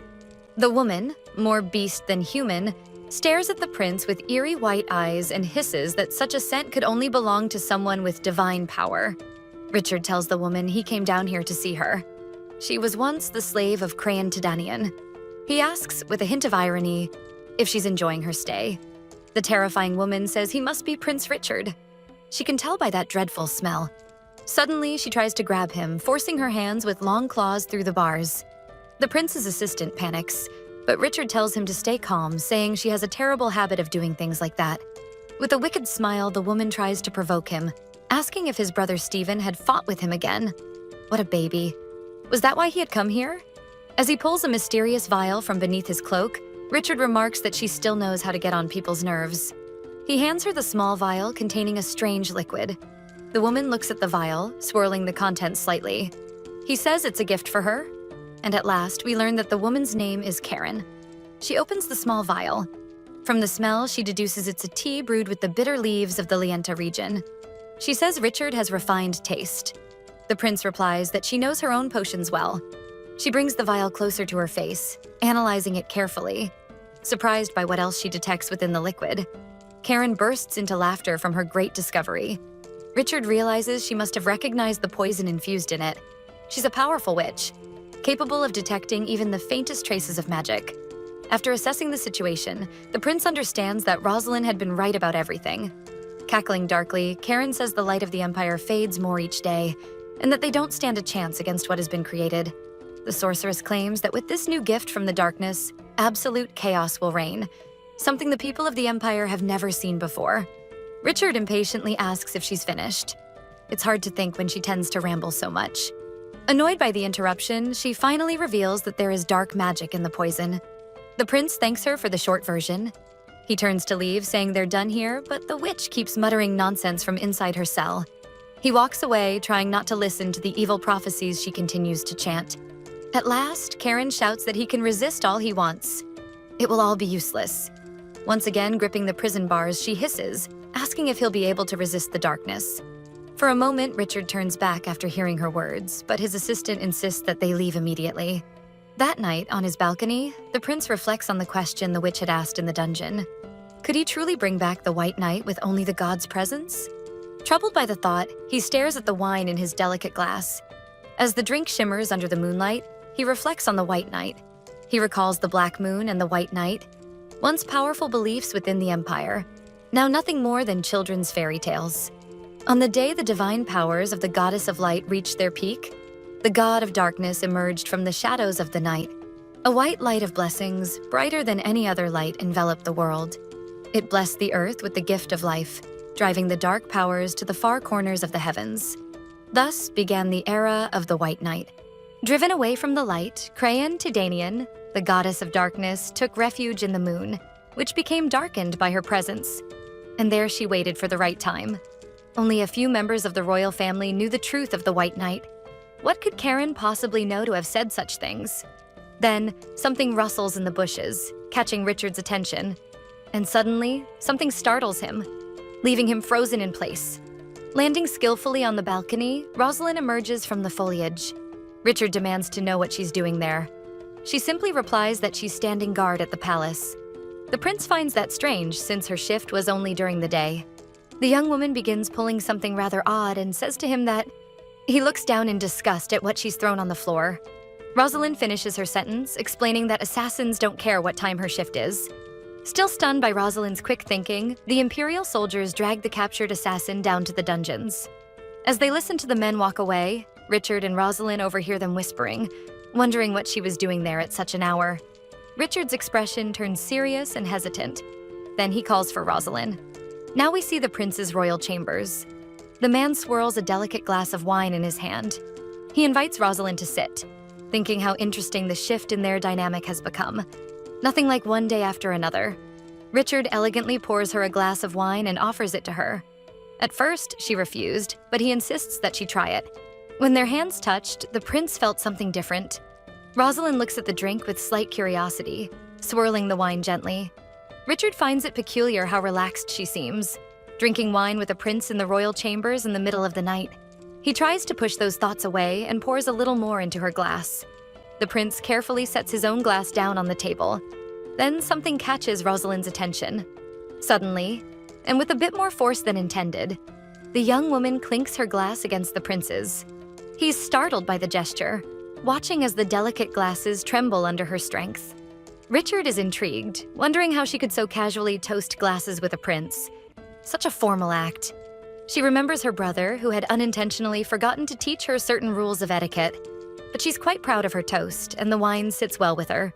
Richard thinks that her boldness is still better than her climbing on his table. The man reflects on how amnesia can change a person's life. He notices clearly how her demeanor has changed, though she still wears the same expression she had on the day of her promotion. Rosalind's deep green eyes shine like emeralds, yet they carry a quiet sadness. In the past, Richard had ordered Rosalind to stay away from him. Furious, he hurled things aside, shattering several objects nearby. He demanded to know what she was doing there. Humbly, Rosalind knelt on the floor and said she was there to protect him. With tears in her eyes, she said she would protect him forever. It was a promise. He looked at her with both pain and disgust. Richard's face twisted in anger, his teeth clenched. Consumed by rage, he shouted, "Who did she think she was to protect him, when she couldn't even protect her own little sister?" Kneeling, Rosalind didn't react at all. Back in the present, the prince silently stares at his reflection in the wine. After so many years, there she is again. In the same room with the same man who once expelled her from the Order of Knights. Ah, the wonders of memory loss. The two remain quiet for a moment, gazing at their wine. He keeps wondering how she can still have the same eyes from all those years ago. And how could she still be so determined to protect him after everything they had been through? After several bottles of wine, he finally gives up, collapsing onto the table and asking how she isn't drunk yet. Rosalind stands and looks at the prince, now unconscious. Carefully, she lifts the man into her arms. Laying Richard on the bed, he lets out a few sleepy groans. She covers him with a blanket and steps away, letting him rest in his dreams. Before she can leave completely, she hears him murmur something. He asks her why she insists on staying by his side. But before she can answer, the prince is already far away, lost in the realm of dreams. Without saying a word, Rosalind watches him sleep for a moment. The shadow within her remembers the promise she made before Rosalind passed away. Then, she softly tells the sleeping prince that she had promised to protect him. Far away, in another palace, a vase shatters against the floor, and someone can be heard shouting insults. Stephen covers his face with one hand. The young blonde man is having a fit, repeating the words, "poison infused with dark magic." His gaze is terrifying. He yells at the men around him, demanding to know what they've been doing while someone else plots the complete downfall of the empire.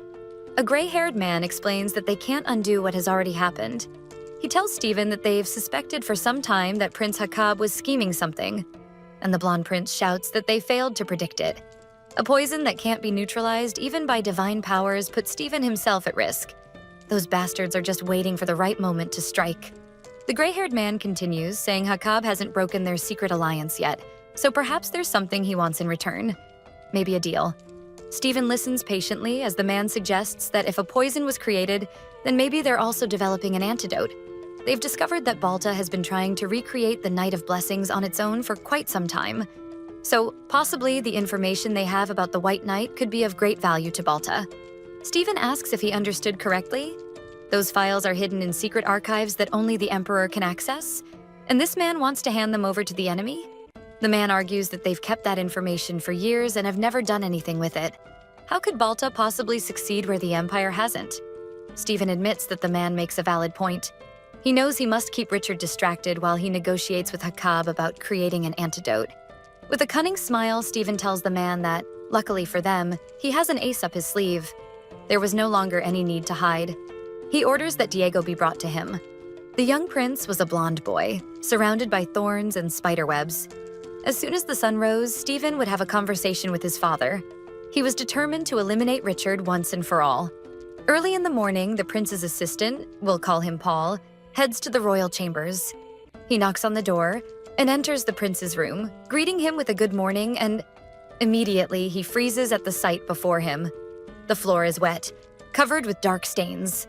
Paul panics, thinking another assassin must have entered the palace and that a tragedy had occurred. He bolts forward and accidentally kicks a bottle on the floor. Seeing the wine bottle roll across the carpet, he pauses for a moment. Then, Paul takes a closer look and realizes there was no assassin at all. Just a night of heavy drinking. The morning sun shines through the grand hallways. While Richard suffers from the worst hangover imaginable, Paul mutters that the prince must have drunk far too much last night. Paul can't comprehend how the prince managed to empty so many bottles seemingly by himself. But Richard reveals that he wasn't drinking alone. He wonders when Rosalind had left. The previous night, before he passed out from the wine, he barely remembers her saying something to him. Soon after, the young woman had turned and walked away, but he can't recall what she said. Paul calls Richard's attention, and in the brief moment he's distracted, his brother Stephen appears, staring at him with disdain. The assistants exchange polite bows, but the brothers do not bow to one another. Richard returns the same look of contempt to his brother, though he's slightly confused as to what Stephen is doing there in his palace. The emperor lets out a long sigh, asking what sort of poison they're talking about, saying that's the last thing he wants to hear. Richard argues that it's too late to sweep the matter under the rug, since many had already perished at the hands of the Black Moon. He continues, warning that soon many will start questioning why such a poison cannot be neutralized by divine powers. With a dangerous look, the emperor grabs a map, and after making a grave decision, begins to reveal it to his sons. While tearing the map apart, he declares that the best solution would be to destroy the kingdom of Balta once and for all. Richard realizes that his father's thirst for vengeance stems from his own lack of control. By starting a war, he would jeopardize the family's standing across the entire empire. Stephen then suggests that they simply wait and let things unfold, and only after that, take action.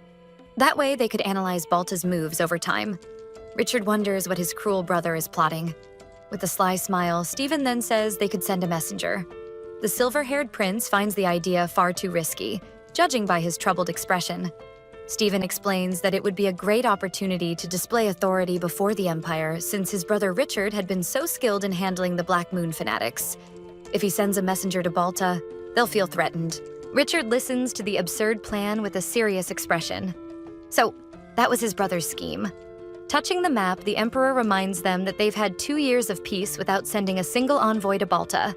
He declares that it's time to put pressure on those barbarians. Standing abruptly, Richard asks his father what they'll do about all the traps laid along the border. Isn't this far too dangerous a time? The Emperor interrupts him, forcing the prince into silence. He tells his son that the divine glory that blesses the Empire can never be diminished by a mere poison. With a proud, imperious gaze, the ruthless Emperor orders Richard to travel to the kingdom of Balta, and may the gods light his path. Richard can hardly believe such a ridiculous command from his own father. He knows full well that both the Emperor and his brother are merciless, heartless men who care only for chaos and destruction. Richard despises being caught in such a situation. Yet, keeping a composed demeanor, he bows respectfully and says he will do as His Majesty commands. The door closes behind him with a creak. Paul insists that this mission is clearly a trap. The prince admits he's well aware of the danger. He remembers bitterly that the last attempt on his life had been during the hunting tournament, not so long ago. The Emperor had no qualms about throwing his son into peril. Richard recalls Rosalind long ago telling him that she would do anything to protect him.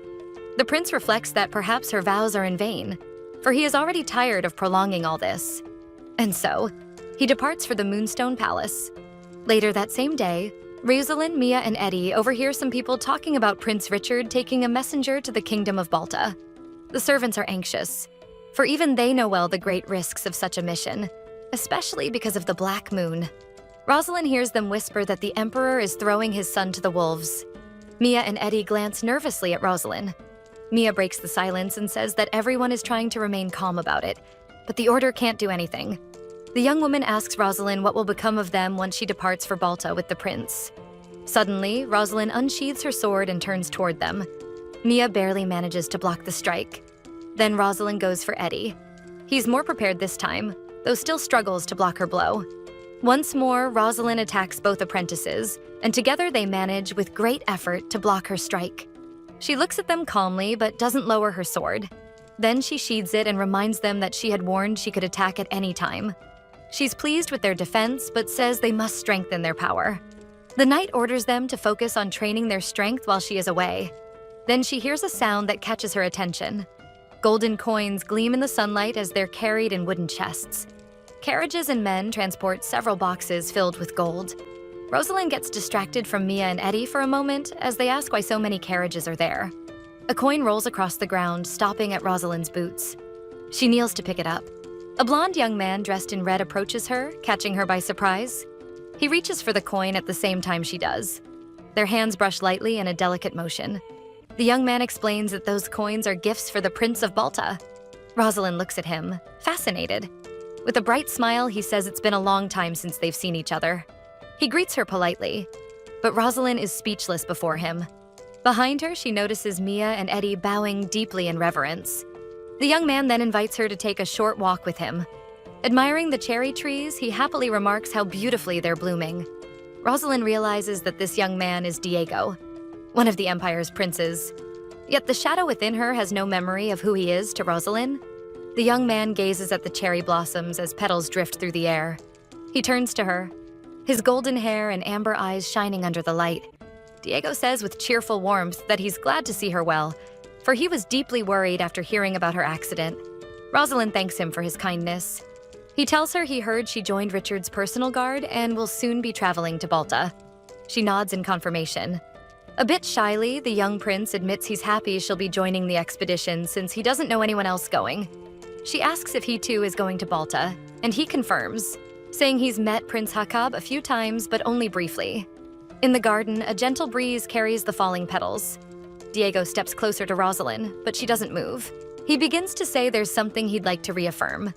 He confesses how worried he's been about her all this time, his amber eyes shining with emotion. The shadow within her notices he's stopped calling her Lady. Could that mean they were close once?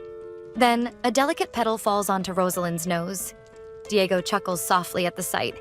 He reaches out and gently brushes the petal from her face, his fingers grazing her skin, freezing her in place.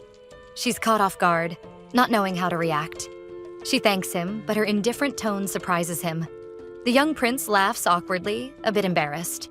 He releases the petal and tells Rosalind he's heard about her memory loss, asking if she remembers anything about him. Sadly, she shakes her head. A bit saddened, he understands he can't expect too much. As butterflies flutter through the garden, he says that Raymond told him that on that fateful night, she fell off the cliff. Rosalind thinks to herself that Raymond always talked too much. Diego confides that when the ambush began, he went searching for her, but in vain. He never imagined she could have wandered so far from the camp. Rosalind asks if the cliff was really that far away. He tells her it was far to the north, in the opposite direction. That's why it was so difficult to find her. Diego asks for her forgiveness for not being able to find her that terrible day. He says he wished he could have visited her sooner, but he couldn't. He smiles again, truly happy to see her well. Though her expression remains calm and distant, she notices how cheerful and gentle he is. She tries to smile back, thinking perhaps it will please him. And then Rosalind gives him a beautiful smile, thanking him for worrying about her. His golden eyes widen at her gratitude. He blushes deeply, clearly not expecting that reaction from her. Suddenly, he begins to stammer, saying that he'll see her again when they depart for Balta. And in his haste, he waves goodbye awkwardly before leaving. Rosalind stands in silence in the garden, watching him go. Her gaze is quietly melancholic. She remembers Raymond telling her he had no memory of seeing her before the ambush began. He had explained that everything was so chaotic. Perhaps that's why he hadn't noticed her absence. Though Rosalind doesn't think much about what Raymond says, the prince's story confirms her suspicions. Despite their search, Rosalind hadn't been at the camp when the ambush started. The shadow recalls that the first thing she did after sealing the pact was to heal Rosalind's body, for she was gravely wounded. Among those injuries, there was a strange, deep cut on her back, so severe that even if she survived, it would be hard to recover from. Apparently, Rosalind had disappeared from the camp long before the ambush. She was found at the bottom of a ravine, far from the camp, with that deep wound across her back. The shadow, now in the form of a girl, wonders if someone else might have attacked her. Something powerful and ferocious must have struck Rosalind to cause such an injury. Back in the present, Charles strolls idly through the garden. He's suddenly startled when his sister, or rather her shadow, calls his name. He turns to her with great joy. His green eyes shine in surprise. Rosalind runs to him and gives him a big hug. She smiles sincerely. Charles is delighted to see her smiling more naturally. For a moment, she looks just like the Rosalind he once knew. He hugs her back tightly, patting her gently on the back. The young man takes the chance to ask if she's been well, and she answers that she has. He notes she seems more lively. Perhaps her social skills have improved. However, Rosalind has chosen not to tell him that she knocked out one of the knights, nor that she drank several bottles of wine with the prince. It's better that way. He had been worried she might get into trouble, but it seems she's handling things quite well. Charles asks if she shouldn't be tending to Prince Richard right now, but she reveals she has the day off. The prince told her to spend a little time with family before the grim mission ahead. Charles feels relieved that his sister got some rest, and she opens a bag full of sweets. A gift from him. He admits he's been quite worried since the Prince of Balta clearly has ties to the Black Moon. He warns her to be suspicious of everyone there, as they're all enemies of His Highness. While eating a sweet, she promises she'll do that. Charles explains that Balta is a closed kingdom, and there's still much unknown about its people and customs. And for that reason, suddenly Rosalind stops eating and listens intently to something she's heard. She tosses the bag back at Charles, catching him off guard. The young man shouts after her, asking where she's going, but she's already dashing away. As the sun sets, Rosalind looks toward the palace walls. Charles realizes there must be something dangerous beyond them. Rosalind, her eyes narrowing like a serpent's, prepares to strike. Worried, Charles asks if there's something on the other side. Rosalind crouches low, hiding in the tall grass. Then, with astonishing agility, she leaps, landing atop the wall. Charles calls her name, but it's useless. Before he can shout again, she's already jumped to the other side. He hears shouts and noises, but can't tell what's happening. So he runs toward the nearest gate. Opening it, he demands to know what's going on, and finds Rosalind knocking out 2 young knights. Misreading the situation completely, he assumes she's attacking people for food. Charles runs toward her, offering her food in a desperate attempt to make her stop attacking the young knights. Rosalind glances at her brother, who's waving the same bag of sweets from inside the palace gates. Stealthily, Mia gets up after taking quite a beating. Seeing Rosalind distracted, the girl seizes the chance to flee, sprinting away at full speed. Eddie is still completely unconscious on the ground, but she can't escape Rosalind's piercing gaze. Even from afar, Rosalind throws her sword. It strikes the ground right in front of Mia. The girl shivers, imagining what would have happened if she hadn't dodged in time. She collapses to the ground, gasping after the shock, as Rosalind walks calmly toward her. The knight bends down to retrieve her sword, and it feels as if Mia's very soul has left her body. Rosalind tells her and Eddie that once again they failed the test. She explains that they should have heard her climbing the wall, to which Mia responds that they did hear something but didn't know what it was. Rosalind reasons that since she was climbing, the sound must have been louder than usual. Charles arrives just as she's lecturing the young knights on how to detect the sounds of possible enemies and orders them to intensify their training. He smiles in relief, seeing no one is in actual danger. A while later, the siblings continue their walk through the garden, and Rosalind mentions that Raymond gave her a bunch of delicious sweets. Charles is pleased to hear that. He remarks that he loves macarons, which makes her very happy. Charles notices the change in her and feels glad to see her well. She no longer has that rigid, distant look as if trapped in her own thoughts. With a bright smile, Rosalind even confesses she beat up a knight, just like Charles had supposedly told her to. Charles knows he never said such a thing, but he listens quietly as his sister proudly explains she even visited the poor man in the infirmary afterward. The sun sets, bathing a garden gazebo in golden light. A soft breeze stirs the leaves of the trees. Rosalind picks up a teacup from the table and begins telling her brother that the first time she saw His Majesty, her heart had raced wildly, making Charles spit out his tea in shock. She recalls the prince's serious expression and how her heart had pounded like a frightened rabbit's on the day of the knight's promotion. She can't quite understand why she felt that way. It was something peculiar. Now Charles is a bit embarrassed, unsure how to respond. He tries to change the subject, joking that his heart also races when he sees His Majesty, though in a very different way. Rosalind looks startled by that remark. Charles clears his throat, steering the conversation back on track. As he mentioned earlier, he's deeply worried about her upcoming expedition to Balta. Rosalind listens attentively. Her brother can't shake the feeling of anxiety since she survived the cliff accident. He knows she'll always be exposed to danger, no matter where she is. Rosalind calls his name after noticing he's lost in thought. He imagines himself begging her to stay with her family. He's already lost his sister once. Does she really need to live such a perilous life? But he knows that, despite coming there to dissuade her, this is the life she chose. Then Charles looks at her. Seeing how happy she is with her apprentices, how much they adore her, something in him changes. Despite the dangers ahead, Rosalind looks genuinely content with her new life. He simply asks her to come back home safe when it's all over. Charles lovingly promises to cook all her favorite dishes when she returns. She winks and promises to come back in one piece. Rosalind pats her brother's head, calling him a good boy. He remembers how much he's always admired her unwavering dedication to her convictions, and he doesn't want to stand in her way. It's time for Rosalind to return to the prince's guard. She asks if he'd like to say goodbye to Richard, but Charles refuses immediately. That night, heavy rain pours through the forest. Rosalind dashes through the woods, brushing past branches and dense foliage. As she runs desperately, only one thought fills her mind. She has to tell him. She stops abruptly, raising her lantern to light the darkness around her. She must tell him about what she witnessed. There's no time to waste. Rosalind's heart pounds as rain drenches her armor. The young woman keeps running through the storm, her metal armor slicing through the wet grass. Haunted by what she saw, she knows she must protect him at all costs. Suddenly, she steps on a slick stone and finds herself at the edge of a massive cliff. She was deeply shaken, trying to think how she could escape that dead end.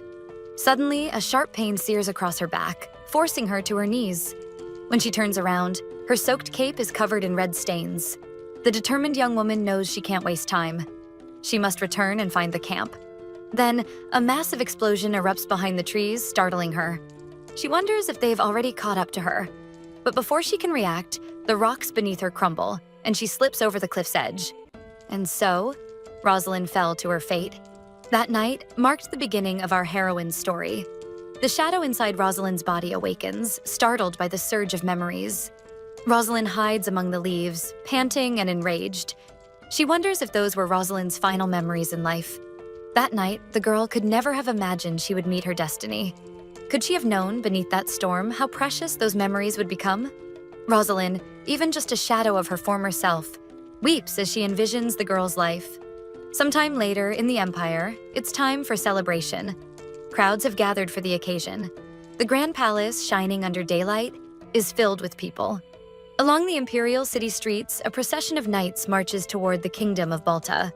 Rosalind, in her gleaming armor, remains alert for any suspicious movement in the crowd. The townspeople cheer for the knights and Prince Richard's convoy, wishing him success on his journey. Far away, someone grips a wine glass tightly. Stephen watches the people celebrating Richard's expedition with disdain, wondering what on earth they're thinking. He mutters that his brother is such an arrogant bore, even when leaving. Moments earlier, he had falsely wished his brother a good adventure, knowing Richard could see through his lies. Richard, with a sly smile, had said he was determined to bring back all the proof needed to show the poison came from Balta. Stephen throws the glass to the floor, spilling the wine everywhere. Furious, he curses his brother. That insolent worm. He turns to leave, telling his aide there can be no mistakes this time. None of it would matter if Richard returned alive. Stephen gives the man a wicked glare and orders him to follow instructions at any cost. He wants to see that arrogant smile wiped from his brother's face. Meanwhile, Richard travels with confidence. Though he finds the mission absurd, he believes it could yield valuable results. The knights set up camp deep in the forest. One of them remarks to the prince that he's glad the weather is holding, since the rain might delay their plans. Richard is pleased. That means they can make faster progress. But their journey so far seems too peaceful. Something makes the prince uneasy. He's sure Stephen must have planted assassins or traps along the road from the capital. Yet nothing has happened, and they've nearly reached the border. It isn't like Stephen to stay quiet or act cautiously. Richard suspects the real battle will begin on their return trip. For whatever reason, he's relieved nothing serious has happened yet. Then Paul calls the prince over for a moment. The knight advises him to stay hydrated even in the forest, since Balta's air is dry and thin. Richard worries if they have enough water to continue, but Paul explains that Rosalind found a nearby stream. He asks if it's drinkable. They can't afford to fall ill. Though skeptical, Paul tells him Rosalind said the stones filtered it clean enough to drink. Richard wonders how a lady of noble birth would know such a thing. He supposes she must have learned a few tricks during her night training, though finding a fresh source so quickly seems unlikely. Suddenly, some men's chatter interrupts his thoughts, and both he and Paul turn toward the commotion. Rosalind has caught a few rabbits for their supper. Richard and Paul are speechless. One of the hunters says that in 30 years of hunting, he's never seen anyone like her. Richard demands to know what's going on. Calmly, she replies that she's caught 3 rabbits for dinner. He waves her away, saying the smell is unbearable, scolding her that wasn't what he meant. He wants to know why she felt the need to hunt. Suddenly, she pushes the little animals toward him, leaving Richard frozen. Proudly, Rosalind declares that she hunted them for him. The rabbits, freshly killed, still damp with warmth, make Richard go pale with horror. Then, something unexpected happens. Richard lets out a loud scream and faints, startling everyone around and sending birds flying into the sky. Raymond scolds Rosalind, telling her she should be more careful around the prince. The young woman doesn't understand the reprimand. Innocently, she thought fresh meat was much better than dried food. Although he agrees with her, he knows what she did was wrong. Soon after, Raymond asks the prince to forgive her behavior, assuring him he'll keep an eye on her. Now dressed in clean clothes, Richard says that won't be necessary. The prince is pleased that the camp is fully set up and suggests they hold a small hunting competition. Someone comments that it's a great idea, but Rosalind looks utterly downcast after being scolded. Richard looks at her seriously. Then he decides to ask that the rabbits be prepared for him to eat. That immediately brightens Rosalind's mood. She beams with joy. Out in the forest, Rosalind moves with agility, taking long leaps. She grips a tree branch skillfully, her expression focused. Gracefully, she climbs up the branch to observe the forest animals. She scans the area attentively, searching for any sign of a creature she could hunt. Rosalind lifts her face to look farther ahead. She realizes she hasn't had that dream again. The one where she recovers Rosalind's past memories. It had truly frightened her.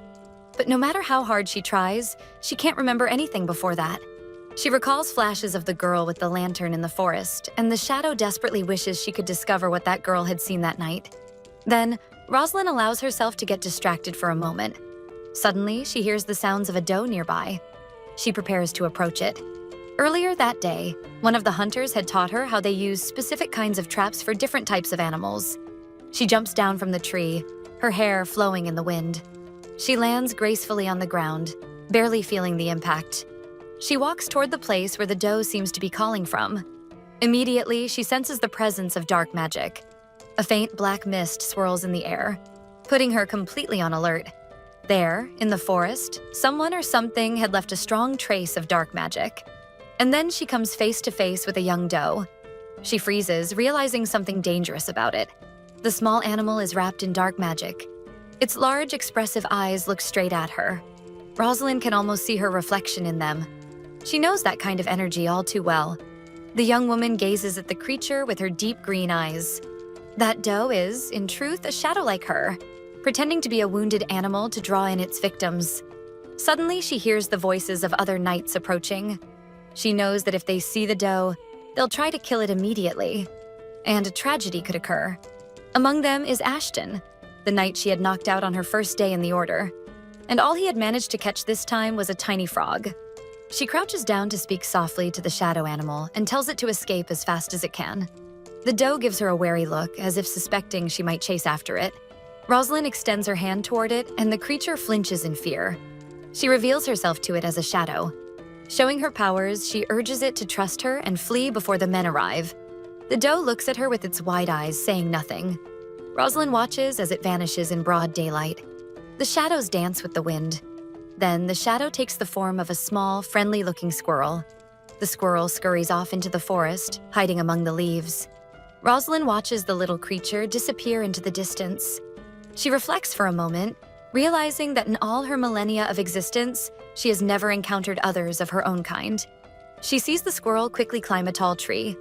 Back at camp, a hunter prepares the kitchen area for dinner.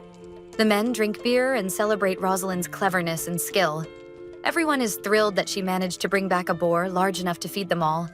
Ashton shyly holds up the tiny frog he caught, amazed by what she managed to hunt. All the knights of the order think Rosalind is a remarkable woman. Meanwhile, she takes a moment to relax with a drink. Delicious meats are cooked that night. Different cuts roast over the fire, filling the air with a mouth-watering aroma. One perfectly roasted piece of meat is seasoned with rosemary, tomatoes, and parsley. A skilled cook with beautiful green hair prepares a special dish. Rosalind is stunned by how beautiful the meal looks. The meat appears juicy and tender, and the vegetables perfectly grilled. The young woman has done her best to cook with ingredients gathered from the wild. Everyone eagerly awaits Rosalind's meal. She takes a big bite of the meat with great enthusiasm. The cook asks what she thinks, and Rosalind, impressed, says everything tastes delicious. Then the young woman begins to talk about all the spices, preparation methods, and culinary curiosities, none of which Rosalind truly understands, but she enjoys listening anyway. Rosalind tells the young woman with green hair, whose name is Hallie, that it's the best food she's ever had in her life. All the girls burst into laughter, delighted by Rosalind's compliment. Richard watches the conversation and laughter of the women from a distance. Hallie offers Rosalind more food, insisting she must want seconds. He keeps his eyes on the young knight without showing any expression. Suddenly, something unsettles him in his thoughts. He feels like an awkward teenager again. Without understanding why, the prince keeps remembering that night when he drank several bottles of wine with Rosalind. Even if he won't admit it, we can imagine that moment meant something special to him. However, the young woman doesn't seem to have attached the same importance to it. His gaze then shifts to Diego. The young blonde prince sits alone, seemingly distracted. Another bashful boy around women. His delicate features and golden eyes clearly mark him as family. Richard wonders who he might be looking at. He turns to find out. Diego's gaze is fixed on Rosalind, who's surrounded by the expedition's young women, happily eating more and more meat. Richard tries to decipher the meaning of that lingering look. And silently, he begins to think. Night falls over the camp, the forest calm and seemingly safe. The knights on guard duty wonder where Rosalind might be, and one of them guesses she's probably keeping watch from a tree nearby. He's right. The young woman is peacefully dozing on a branch. Suddenly, something slowly awakens her, and she reaches for her sword. Rosalind's eyes snap open. Before her stands the little shadow squirrel she encountered earlier that day. The tiny creature approaches as if trying to speak, but it squeaks in squirrel language, impossible for Rosalind to understand. She explains that she's never eaten squirrel before, so she doesn't understand what it's saying. The squirrel backs away, giving up on communication, and decides to change form. But Rosalind has a quick idea. Assessing the situation, she realizes they're far enough from the tents. She removes the cloak she was wearing and throws it over the squirrel just as it begins to transform. A few soft groans follow. Orange strands of hair peek from beneath the cloak as it starts to move. A beautiful woman emerges, complaining about how fragile human bodies are. With bright blue eyes, the shadow creature asks if Rosalind can finally understand her now. She mutters that living as an animal in the forest is far better. Rosalind is in shock. She remembers how hard it was for her to learn to form human words. She began by mimicking what she heard the servants saying. Rosalind notices that the shadow woman can articulate speech as well as a human. The fair-haired woman insists it's nothing special. Then she reveals that she once lived for years with an old woman who thought she was her granddaughter, allowing her to feed and learn the human tongue. The shadow woman asks Rosalind how she's managing to live among humans. Was it permanent? Uncomfortable? She continues, saying that their kind was meant to stay away from humans. Or does Rosalind feel differently? Rosalind remembers clearly how she used to avoid humans when she lived as a shadow in the forest. She was never afraid of the monsters she encountered, always disguising herself perfectly. But whenever she saw a human, she ran as fast as she could. Even when she disguised herself as a little girl, she would still flee. The shadow woman asks what, or who, she was always running from. Grabbing Rosalind by the shoulders, she demands to know if she had dared to eat a living human. Rosalind recoils in fear as the woman shakes her by the shoulders. Rosalind's silence says it all. The shadow woman becomes furious and asks if she's lost her mind. Rosalind begs her to lower her voice so the people at camp won't hear them. Shaking Rosalind violently, the woman scolds her, saying that although they were never the most rational beings, such behavior was far too dangerous. Rosalind watches as the woman asks if she doesn't know what happens when they make a forbidden pact. Now, Rosalind is doomed to remain in that body forever. She sighs, admitting she's already accepted her fate. And the woman demands, is that all she has to say? Since there's nothing to be done, at least it's good to know she's made peace with it. Living beings cannot be consumed by shadows. They can still eat prepared food by taking other forms, but that is only a means of nourishing the physical vessel they choose to inhabit. For shadows to sustain their existence, they had to return to their natural state, a form of black smoke, and consume beings that had already passed on. If a shadow ever grew too bold and absorbed something still alive, something terrible would happen. Rosalind reveals to the shadow woman that she can still transform into animals, or beings she once consumed in the past, but she can no longer return to being a shadow. The woman asks if she realizes how dangerous that is for their kind. Rosalind admits she was terrified when she realized what she had done. She grows anxious, thinking she might never be able to become a shadow again. If she had known that, she would never have made the pact. But then she remembers the people she met, like Raymond. who told her that being his friend was better than having 1,000 friends. She thinks of her apprentices, Mia and Eddie. Though weak, they are her pupils and very special to her. And then there's Charles, who accepted her as his sister even after she revealed her true identity. Even if she doesn't want to admit it, she's also grown attached to a prince with silver hair. Richard has become someone important to her, but at that moment she's deep in thought. The next day, the prince looks at her with a terrified expression, and she innocently asks him what the problem is. Rosalind had brought an enormous eagle to camp, but unlike what everyone thought, the bird wasn't meant to be eaten. All the knights are amazed by the size of the creature. It must be the queen of all eagles in the empire. Richard asks what she intends to do with it, and he also asks where she found it. Rosalind and her friend, who had transformed into the eagle, are both irritated by all the questions. Rosalind hopes Richard will believe that humans simply travel around with giant eagles. Her friend thinks they ask far too many questions. The night before, during their conversation, the Shadow Woman had confessed that normally she wouldn't involve herself in such matters, but it was too dangerous to leave Rosalind alone. The Shadow Woman told Rosalind she would stay nearby as long as needed and would help whenever possible. Rosalind tells Richard that she knows this eagle. Richard no longer knows what to believe and gives up trying to make sense of it all. Ashton and Raymond approach. Raymond remarks that the bird is magnificent. The two of them are awestruck by its beauty. Rosalind says she's had it since last night, leaving everyone speechless. While smoothing a few feathers, Rosalind adds that the eagle is only a few centuries old. Then they surprise the two by asking the eagle's name. Rosalind says her name is Lady Macaron. The eagle grows completely serious, unable to stand such nonsense. What kind of name is that? The eagle takes flight and dives skillfully through the air. With her sharp talons, she snatches up an animal. From atop their horses, the knights watch in awe as Lady Macaron captures another fox. They find her utterly fascinating.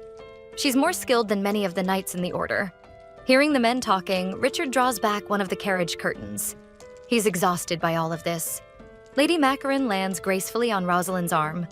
Richard notices that Rosalind always ends up at the center of every event. That only makes it harder for him not to notice her. It also explains the love-struck looks from Prince Diego.